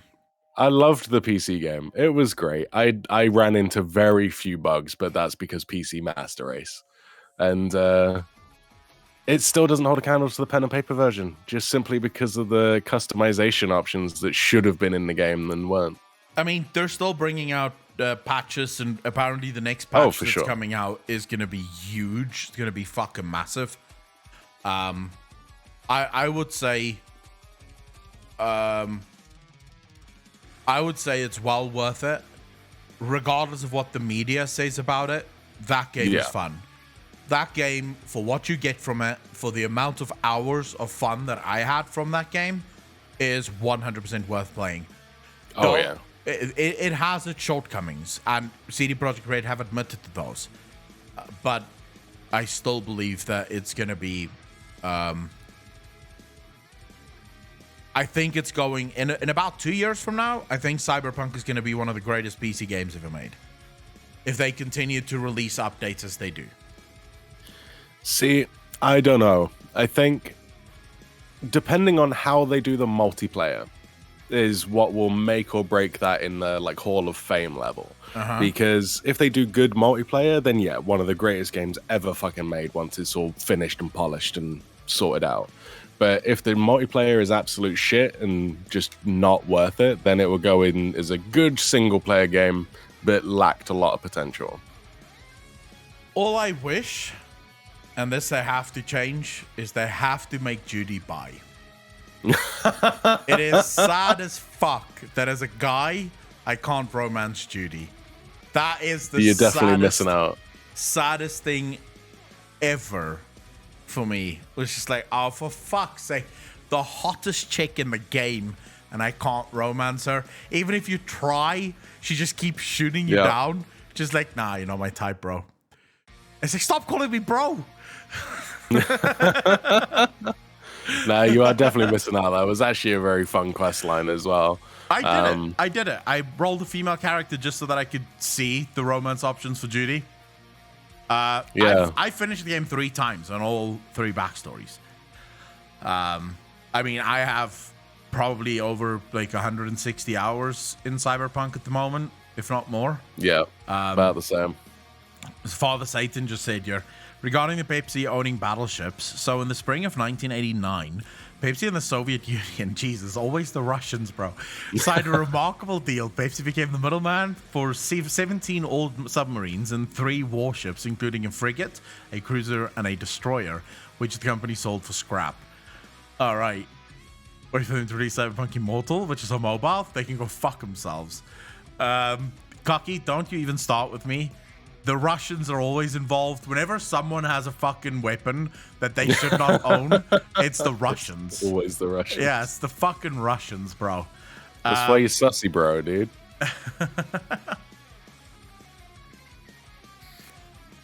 Oh, man. I can't... As much as I'm upset with Blizzard, I am still looking forward to Diablo, though. I think Diablo 4 is going to be good. It has potential, but I mean, that's Blizzard. Ambitious, but shit. Yeah, but do we really think that they're gonna fuck up Diablo 4? Yes, 100%. They are going to fuck it up. Wow, JC Bear, 84.5 days of videos. That's like amateur levels, bro. You should up that shit. Wait, so chat actually believes that D4 is gonna get fucked by Blizzard? Yeah. They're gonna time gate it. You're only gonna be able to do like 1 character a month or 1 per season or some bullshit like this. You're only gonna be able to do a chapter a week. You're not gonna be able to farm out all that good shit you need to make your legendaries because that will be time gated. But Banadonna has a good point there. With everyone's expectations being so low, the game basically just has to exist, bro, and it will surpass most people's expectations. Would still be disappointed with how low my expectation is. I feel sorry for Blizzard because it feels like, or maybe I shouldn't feel sorry for Blizzard. Maybe we should hope that this company goes to shit. Dreamhaven steps in, buys the company with all of its IPs for like $1. And then save it, right? Just bring it back. At this point, you have to hit rock bottom, right? They're spiraling out of control. You have to hit the bottom before you can start building back up again. That is sad but true. Oftentimes, when companies enter into these sort of downward spirals, there really isn't a way to fix it. There really isn't a way to stop it. It just keeps going down, you know? Because the thing is, so Blizzard is currently making all of these changes to World of Warcraft, fighting as hard as they can to basically get away from the lawsuit as quick as possible.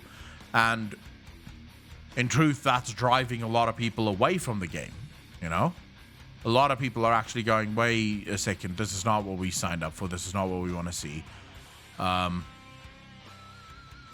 Imagine if EA did actually get WoW, though, that IP. Like, if EA managed to do it, what would they actually put behind the paywall? Like, what would become the DLC? Everything. You would basically pay the subscription, $15 a month, right? And then all raids would be part of the special seasonal battle pass. The battle pass, yeah. Yes, that would be an extra $15 or maybe $25 seasonal pass. You don't have to buy the season pass, but then you have to buy every raid separately. And then also you'd probably get 3 different types of raid purchases. One would open normal, the other would open heroic, and then the base one would open mythic, and all of the others earlier. Oh, what? You don't have your premium subscription, bro? Yeah, we'll probably have 3 types of subscriptions as well. A free-to-play version, a normal subscription for, say, $10, and then the premium subscription for $15, which gives you, like, a pet every 3 months or some shit like that. And access to Mythic Plus keys. Otherwise, they just won't drop for you. EA is just scumbags. Although I would say... Okay, if there's one company that you guys would want to see buy World of Warcraft, what company would it be? That isn't Dreamhaven, because that's the obvious answer. Yeah. Everyone wants to see Dreamhaven buy it up. Not allowed to say Dreamhaven. Cash to unlock item level above certain level. Not true. Yeah, you can get greens, but in order to get blues, you actually have to pay. Squeenix. Radical. Disney, maybe? Well, Squeenix, me, or Riot Games. Squeenix and the Yoshi P direction. No one, because most of them are shit. You want to know which company I would want to see buy World of Warcraft? Microsoft. I would love Microsoft to buy World of Warcraft.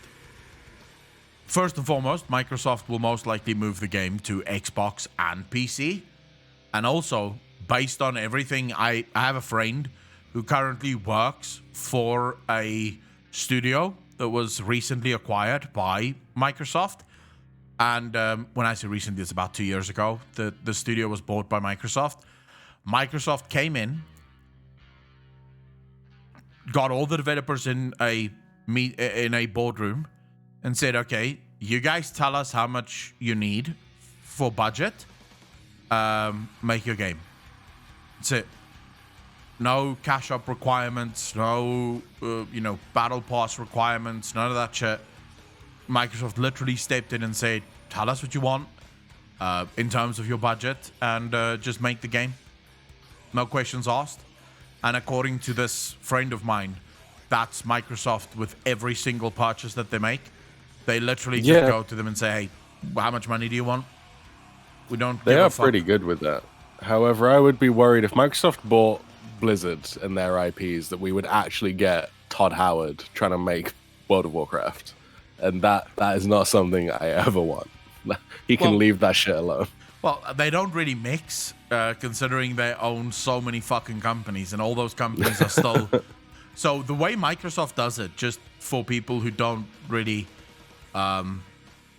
know, the way Microsoft does their acquisitions, they acquire the studio, but then they keep the studio sort of separate.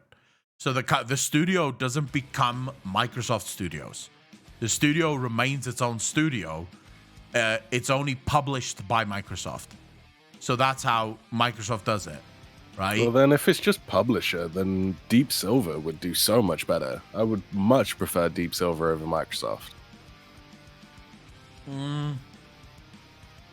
Like, these are the guys that did Kingdom Come Deliverance, Saints Row, fucking Shenmue. Like, these guys know how to make fucking games and get them out there. I can see that. Here my wow sub. Your videos on YouTube made me finally stop giving my money to Blizzard. Only rants and I was still playing was my M8 and even they start quit it. Thank you so much for $20, dude. Really appreciate that, Bloodrog. I will take your money and I will use it wisely. Cocaine and hookers for everyone. I am in South Africa. It's cheap as shit. Of course, STDs are sold separately. Really appreciate the 20, bro. But no, I personally, I'm just thinking in terms of who will allow Blizzard the freedom to make the game that they want to make, right? And I think that's Microsoft. Yeah, but I mean, we're seeing what they want to do, right? The game they want to make is this Puritan fruit bowl bullshit, like, apparently. But I don't think it's everyone at Blizzard that wants to make this Puritan bullshit. I think at this point, Blizzard is too afraid. This is genuinely what I think. I think if you were to actually go speak to people like Ian behind the scenes, Ian would probably tell you this is bullshit. I don't want any of this. But I've been trying to think to myself, put yourself in the shoes of Ian. Your developers are complaining about names in the game, you know? If you say no, you're a misogynist, right? Yeah, I mean, he's definitely caught between a rock and a fucking Karen. Yeah, they will paint you as one of the abusers if you say no to their push for puritanical bullshit in the game. So at this point, all you can really do is just go with the flow. You just have to sort of go, okay, well, yeah, sure, make those changes. Yeah, it's fine. Let's remove that from the game too. And Natalie would have more insight than most of us. She used to work for Blizzard. And I'm sure Natalie still has friends that work at Blizzard that probably speaks out and isn't happy with half of the changes. But what can you say? You know, you are in a position now where you can basically get raked over the coals if you do not go along with the absolute mind-boggling bullshit that they push. Yeah, but I think that's the problem, isn't it? Is that they're too concerned about, as you put it, being raked over the coals, when it's more actually like a parent putting their foot down and saying, no, you can't have ice cream for every single meal of every single day, every day for a month. You just can't. They're asking for something stupid, and it's Ian's job as game director, you know, higher ups at Blizzard, to then turn around and go, no, you're being a fucking child. And then when that child has a tantrum, you do exactly what you do with other children having a tantrum. You ignore the shit out of it until they calm the fuck down. True. Anticipated says here, as I'm a former Marvel artist, and I can tell you it's Jason only. And JC Bear, you make a good point. I'm not saying that Blizzard will lose subs. I'm saying that's what they're thinking about. Yeah. Right? Not that that's what will happen. In fact, if it came out that Ian stood up and said, hey, shut the fuck up, no more of these bullshit changes, revert all of this crap, put the woman back on the picture, we don't eat fruit bowls in the fucking video game, people would celebrate Ian. The vast majority of people go, fucking finally, there's an adult in the room. Right. Right?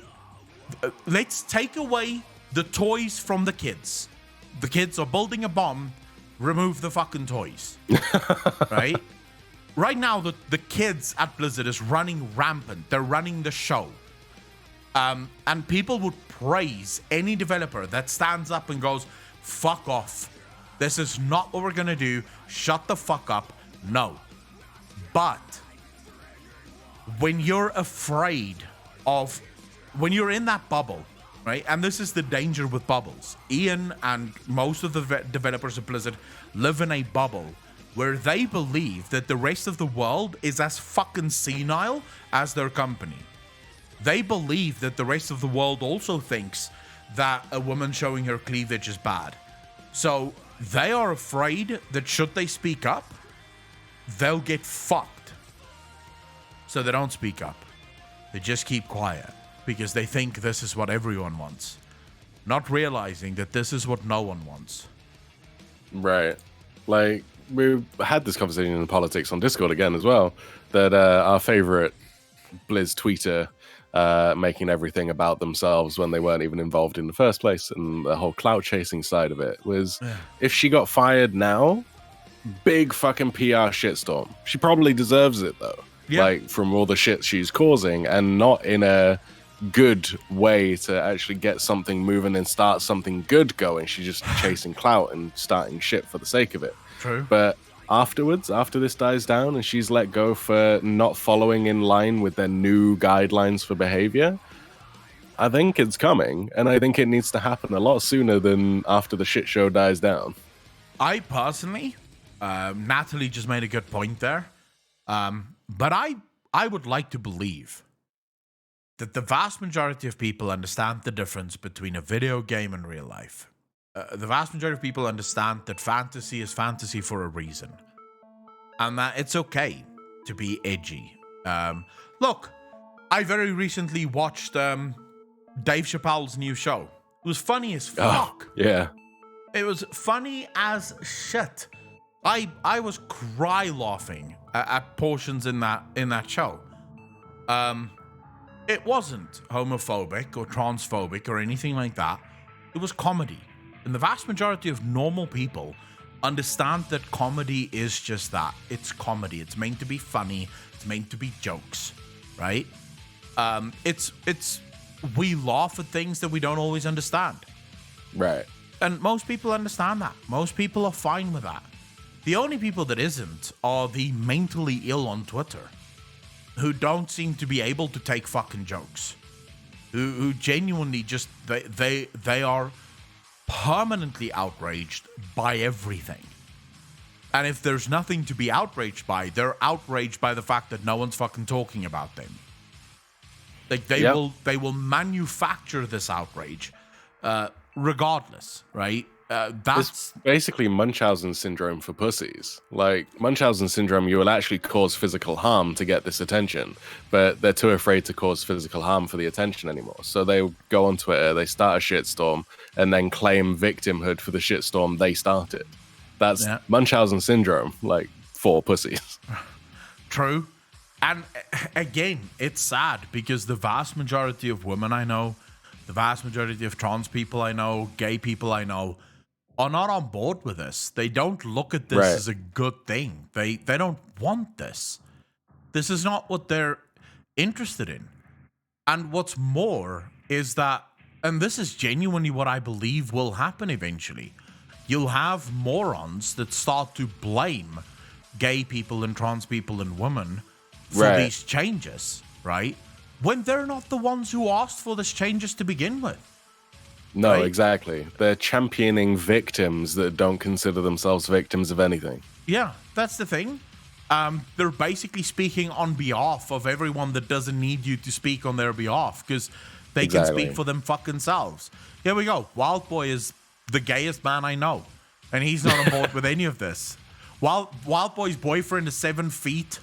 Like, the dude is as gay as it fucking comes, and he's not on board with this shit. So... And the problem is that you end up getting people blamed for stuff that they didn't want in the first place. Because most people just want to be left the fuck alone to live their lives, love the way that they want to love, live the way that they want to live, and not really cause offense to anyone else, right? And these professional outrage artists on Twitter is basically taking it upon themselves. Because Wild Boy clearly doesn't understand how oppressed he is. He requires someone to tell him how oppressed he is. I would love to see anybody tell Wild Boy to his face that he is oppressed and just see the flaming response that they get in return. No, but Wild Boy is oppressed, and women too. I mean, I've had this discussion with the woman before. I'm very happy to recap, but it is true. Women and so Wild oppressed Boy, they can't see the fruit bowl forming around him. Like, yeah, it's oppressed. Like, women need men to show them the way. That's just how it is. If Blizzard have taught me anything, it's that.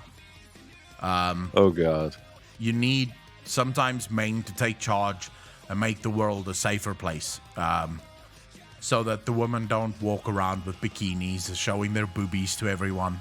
Because God knows, if you do that in a game, what's going to happen to the moral fabric of society? Think of the church, the Pope. Like, how's the Pope going to fucking function if women are allowed to walk around with their tits out in a video game? I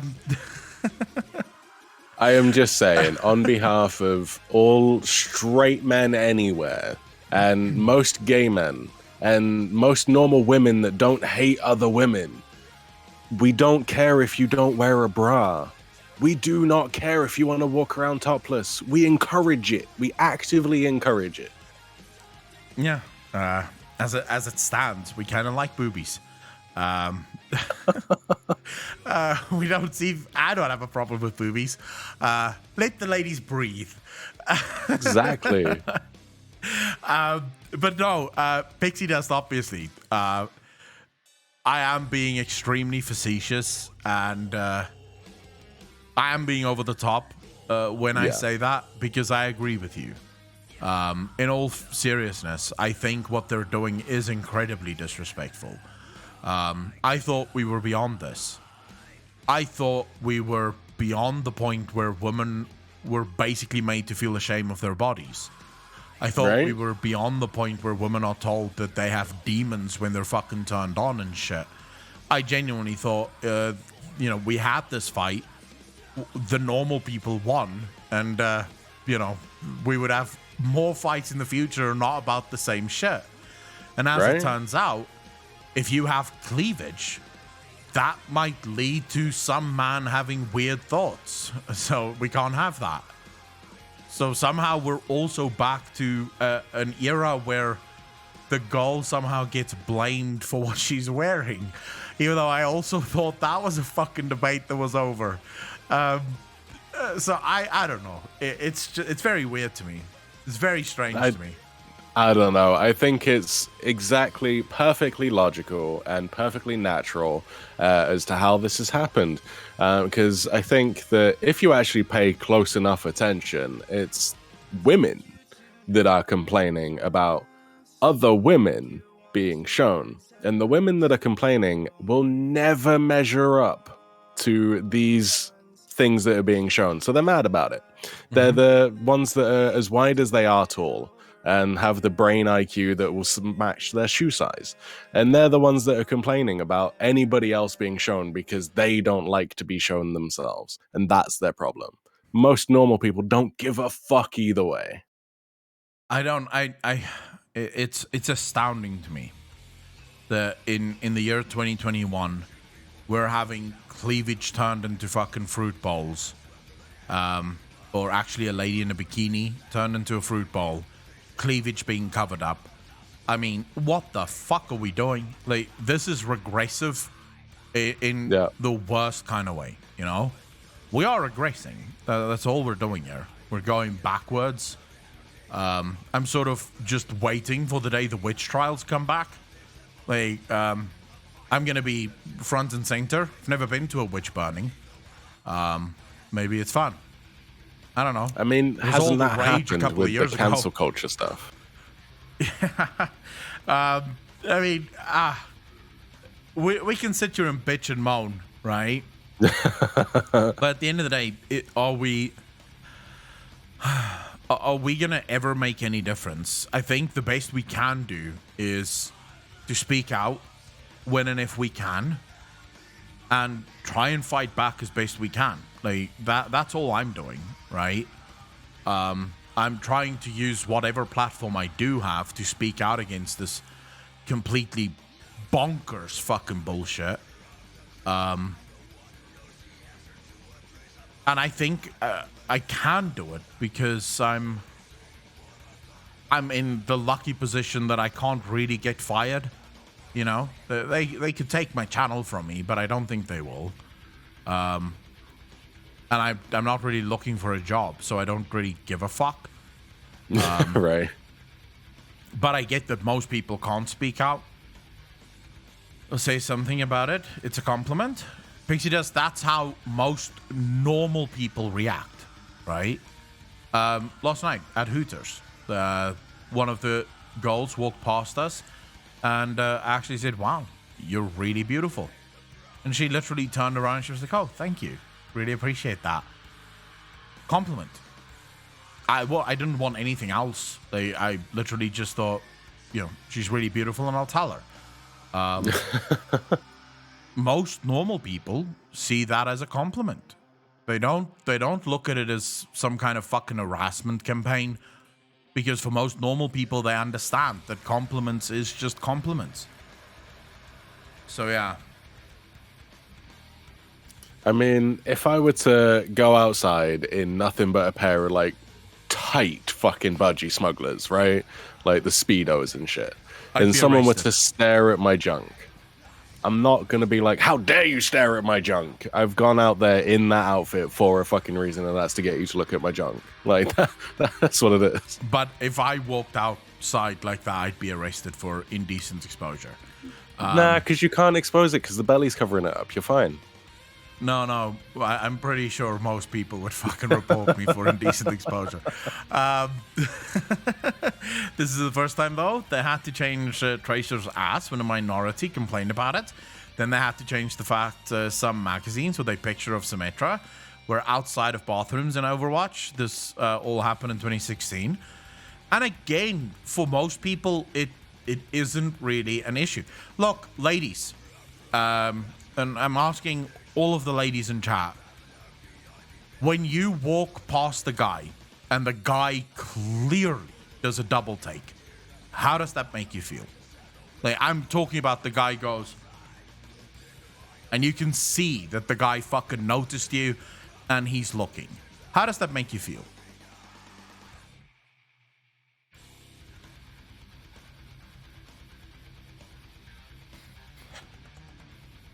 I mean, shit, if I'm walking down the road and the guy looks at my ass twice, I still fucking feel flattered too. Yeah, I mean, it's a fucking compliment, you know? It's a compliment. You do kind of feel like, oh yeah, I got this. I fucking got this, you know?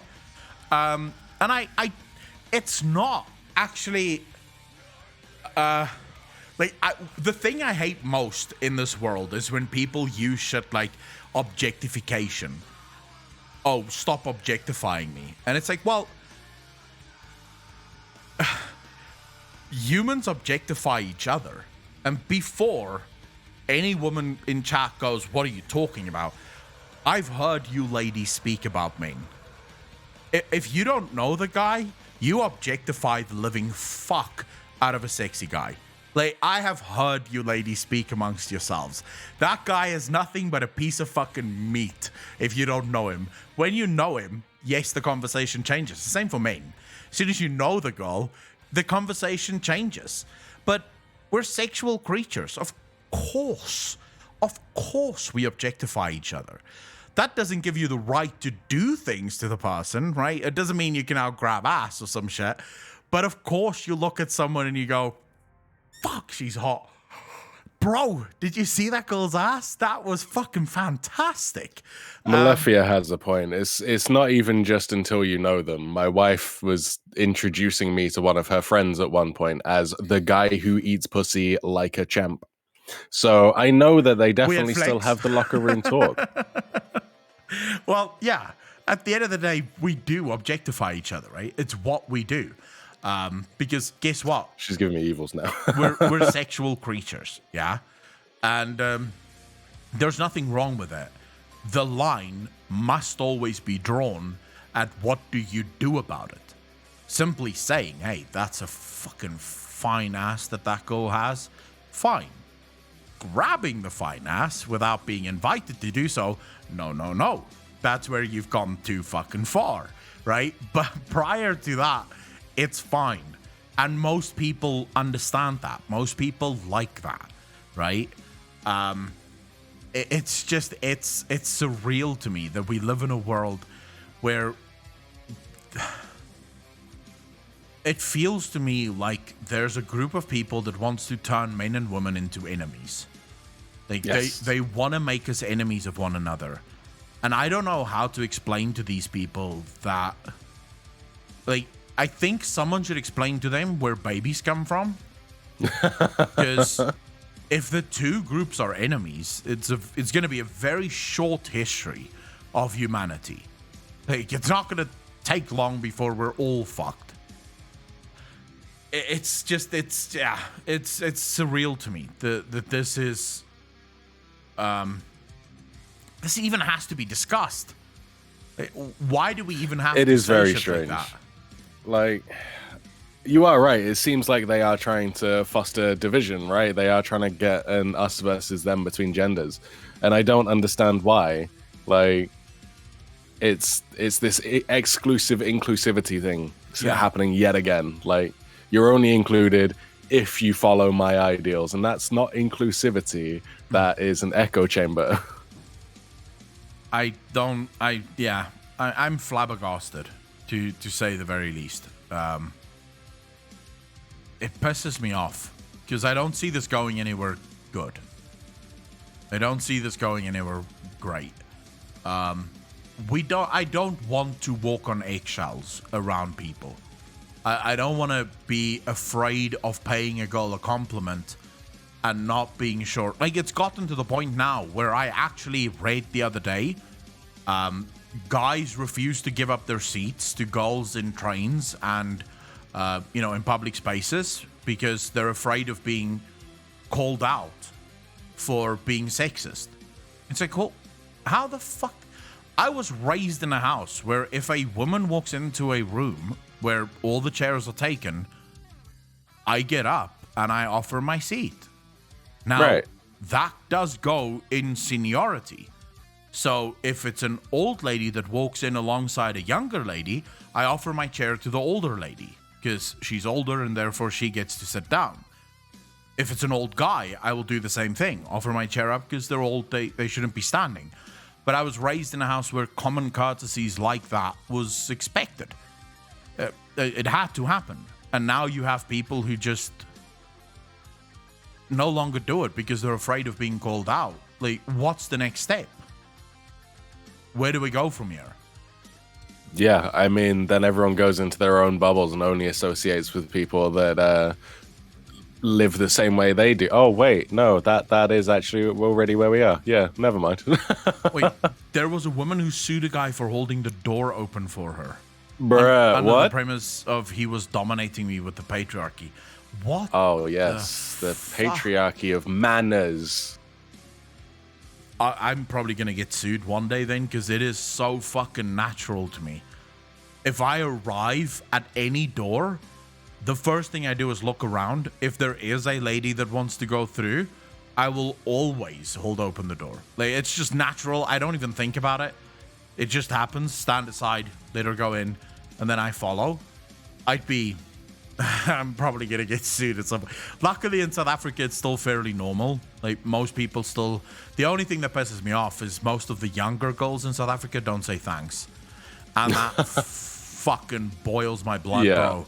That doesn't have to be female at all. Like, if I've held the door open for you and you don't say thanks or cheers or something to acknowledge it, go fuck yourself. Yeah, it's just like, all you have to do is go, thank you. And then, hey, no fucking problem. Have a great day, right? I'm not soliciting you for sex or anything. I'm just holding the fucking door open. Just acknowledge the fact that I held the door open, right? That's all I'm asking for. It pisses me off when people sort of they act as if it's deserved, you know?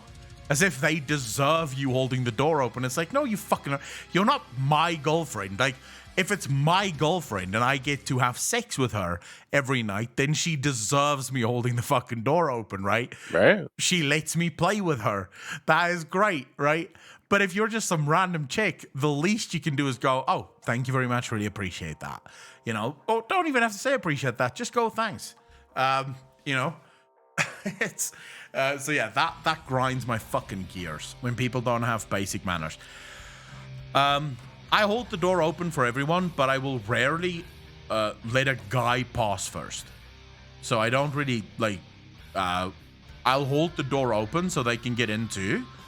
But for a girl, I'll step aside so that she can enter first. That I will rarely do for guys. I don't know, it doesn't come as natural to me to let guys go first. So yeah. New emote. I can't check it now, Furious. Oh, yes, mate. Is that the one I asked for? I can't check it now, but I will check it as soon as we're done with the stream. I'll upload it.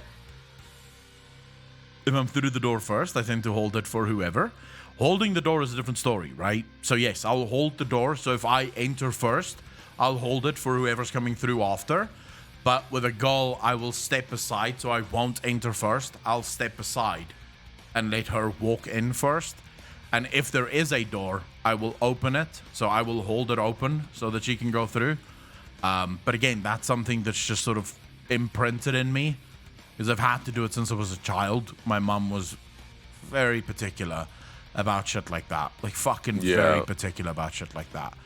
There's one other things with doors that really grinds the shit out of me as well, is that if you see me holding a door open for you and you don't like hurry up a little bit to get there slightly quicker, I fucking hate that shit. Like, I'm doing you a favor. Don't dawdle your way up there. Oh my god, yeah. Don't know why my sub didn't auto-renew. Jesse Bear, you don't have to apologize, dude. You don't have to apologize at all. As long as you guys are enjoying it, I'm having the time of my life hanging out with all of you. Even though we're talking about, like, very serious shit tonight. Still fun. Still great fun. I grew up as a female that holding the door was just polite. I grew up just... It was expected. That, pulling out a chair, giving up your chair. The one thing I didn't really take with me from childhood is not swearing in front of a lady. Right. That I did not. That I very quickly realized is just bullshit. I'll do that anyways. But that wasn't actually allowed. Like, I would get into serious trouble if I swore in front of my mum. Or any girl, really. Because it was considered very bad manners. the only person I got in trouble for swearing in front of was my grandma. She was very proper. She liked to pretend she was proper in public, but she definitely wasn't at home. But like, it was one of those that you just didn't do. Like, I don't know how else to explain it. It's just something you just didn't do. But when I think I swore in front of her for the first time when I was like 22, 23 years old. Yeah. And the look on her face was like, what did you just say? I didn't even know that was in your vocabulary. Like, no, I once, like, when I was younger, and I swore in front of my mom. And she, oh my God, I got a mouthful, dude, or an earful of how that's not gentleman behavior, and a gentleman does not swear in front of a lady. And then I grew up, and I was like, fuck it, it's way too much fun to say fuck. I'll just find a girl who doesn't find that offensive. Turns out they don't exist. No, I'm pretty, to bring it back to what we were talking about, to finish off the conversation, so to speak, I think we're entering dangerous waters when you have people that is trying actively to turn men and women into enemies. Yeah. To make us walk on eggshells around each other. The whole point of humanity is we make mistakes, right? We say the wrong things, we do the wrong things, and we should be allowed to learn, right? You should be allowed to make mistakes, and you should be allowed to grow. But these days, that is just not on. One mistake can get you cancelled. You see it on Twitter all the time. You say one wrong thing, and you have a cancel mob that will come after you, trying to get you fired from your job, trying to get you to lose your house, your credit card, or whatever the fuck they can. And that's just, it's not healthy. It's not the right way to run a society. Not by any stretch of the imagination. Like, kids nowadays are balls of anxiety. Anxiety is a weird thing, though. Yeah, like, anxiety sucks, and it is exactly as you said. Like, this is fostering a society where people are even afraid to try, because if you try and you fail, it's not just that hurt my ego a little bit, but I'll get back on my feet, I'll redo it, I'll try and I'll get better. It's you tried, you failed, get the fuck out of the way. And it stops people even wanting to even try in the first place. Yeah. Cammy, I'm not sure about that, but probably. Jesse Bear, to answer you, or to just speak on that, I don't mind so much. Like, I'm one of those people who basically, whatever you do, do it, you know, whatever makes you happy. What does piss me off quite a lot about modern day feminism is when a woman decides that she wants to be a housewife, she suddenly gets called all manner of names. Like, she gets made to be evil. As a result, like, I thought feminism was all about choice. Like, giving a woman the right to choose to be a housewife or to be a working woman or to be a politician or whatever the fuck. And instead, we've reached this point where if a woman decides for herself to be a housewife, then somehow she's not a real feminist. And now she needs to shut the fuck up and get a job and, you know, don't have kids, do whatever. And it's the opposite of what feminism is supposed to be. You know, it's the opposite of that. You know, I get why feminists were fighting against it, because there was a time where even if a woman didn't want to stay home and raise children, she was forced to do so. But, I mean, now that a woman can go into the workplace, can get a job, and can compete, if a woman decides not to do that and instead wants to raise a family, she should be allowed to do that. That, again, must be her right, you know? It must be her right. I grew up with with my mum being a housewife and full-time mother. I'm incredibly grateful for that opportunity. It was nice knowing that my mum was always around, you know? I needed to go to rugby. My mom was the one driving me. I needed to go to violin practice. My mom was driving me. Piano practice. My mom was driving me. Debate. My mom was driving me. My mom was involved in my life, and I'm grateful to have that. And I think if a woman decides to do that, fucking hats off to them, because I can tell you now, it's not a job that I would want. That is a lot of work. I know. I was a kid once. I was a handful. Still fucking are. But yeah, it's that difference, isn't it, between equal rights and then supremacy of one gender over the other. At one point, it was male supremacy, but that hasn't been a thing for quite some time. And yet the ones that are claiming it are actually activists for feminine supremacy. And that's not something anyone wants either. No, because if you have feminine superiority, it's just going to swing back the other way eventually. Exactly. And again, most of us that just want normal fucking life is always going to be left with not getting what the fuck we want. Right. We're just always going to go, fuck, here we go again. All right, so now women can't work again. And then in 100 years from now, women can work, men can't work again. It's like, oh, for fuck's sake, can we just all chill and everyone just do whatever the fuck they want? Like, how about that, right? How about everyone keeps their nose out of everyone else's business? That seems to me like the best policy. Yeah, I 100% agree with it. Like, your dick is your dick. You can play with it all you want. Just don't shove it down my throat. Exactly. Unless I ask, right? Anyways, ladies and gentlemen, on that note, I think we're going to call it here.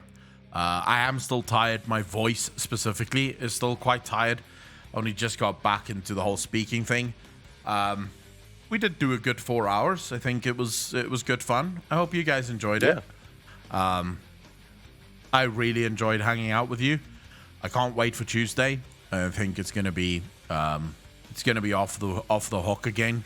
I've been missing the streams. I've been missing just getting to fucking work and having some fun. So for those of you that wish to hang out, I will be back on Tuesday. You can find the link to the schedule in the description down below. Well, description just down below. There's a fucking schedule. You can check out when I'm going live in your time zone.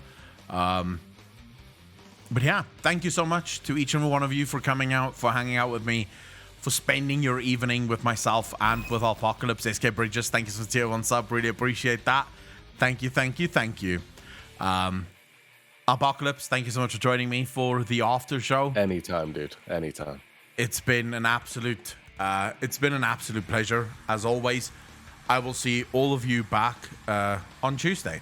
Ladies and gentlemen, as always, be kind to each other, be good to each other. Take care of yourselves, and we will see you in the next one. Peace out, fam.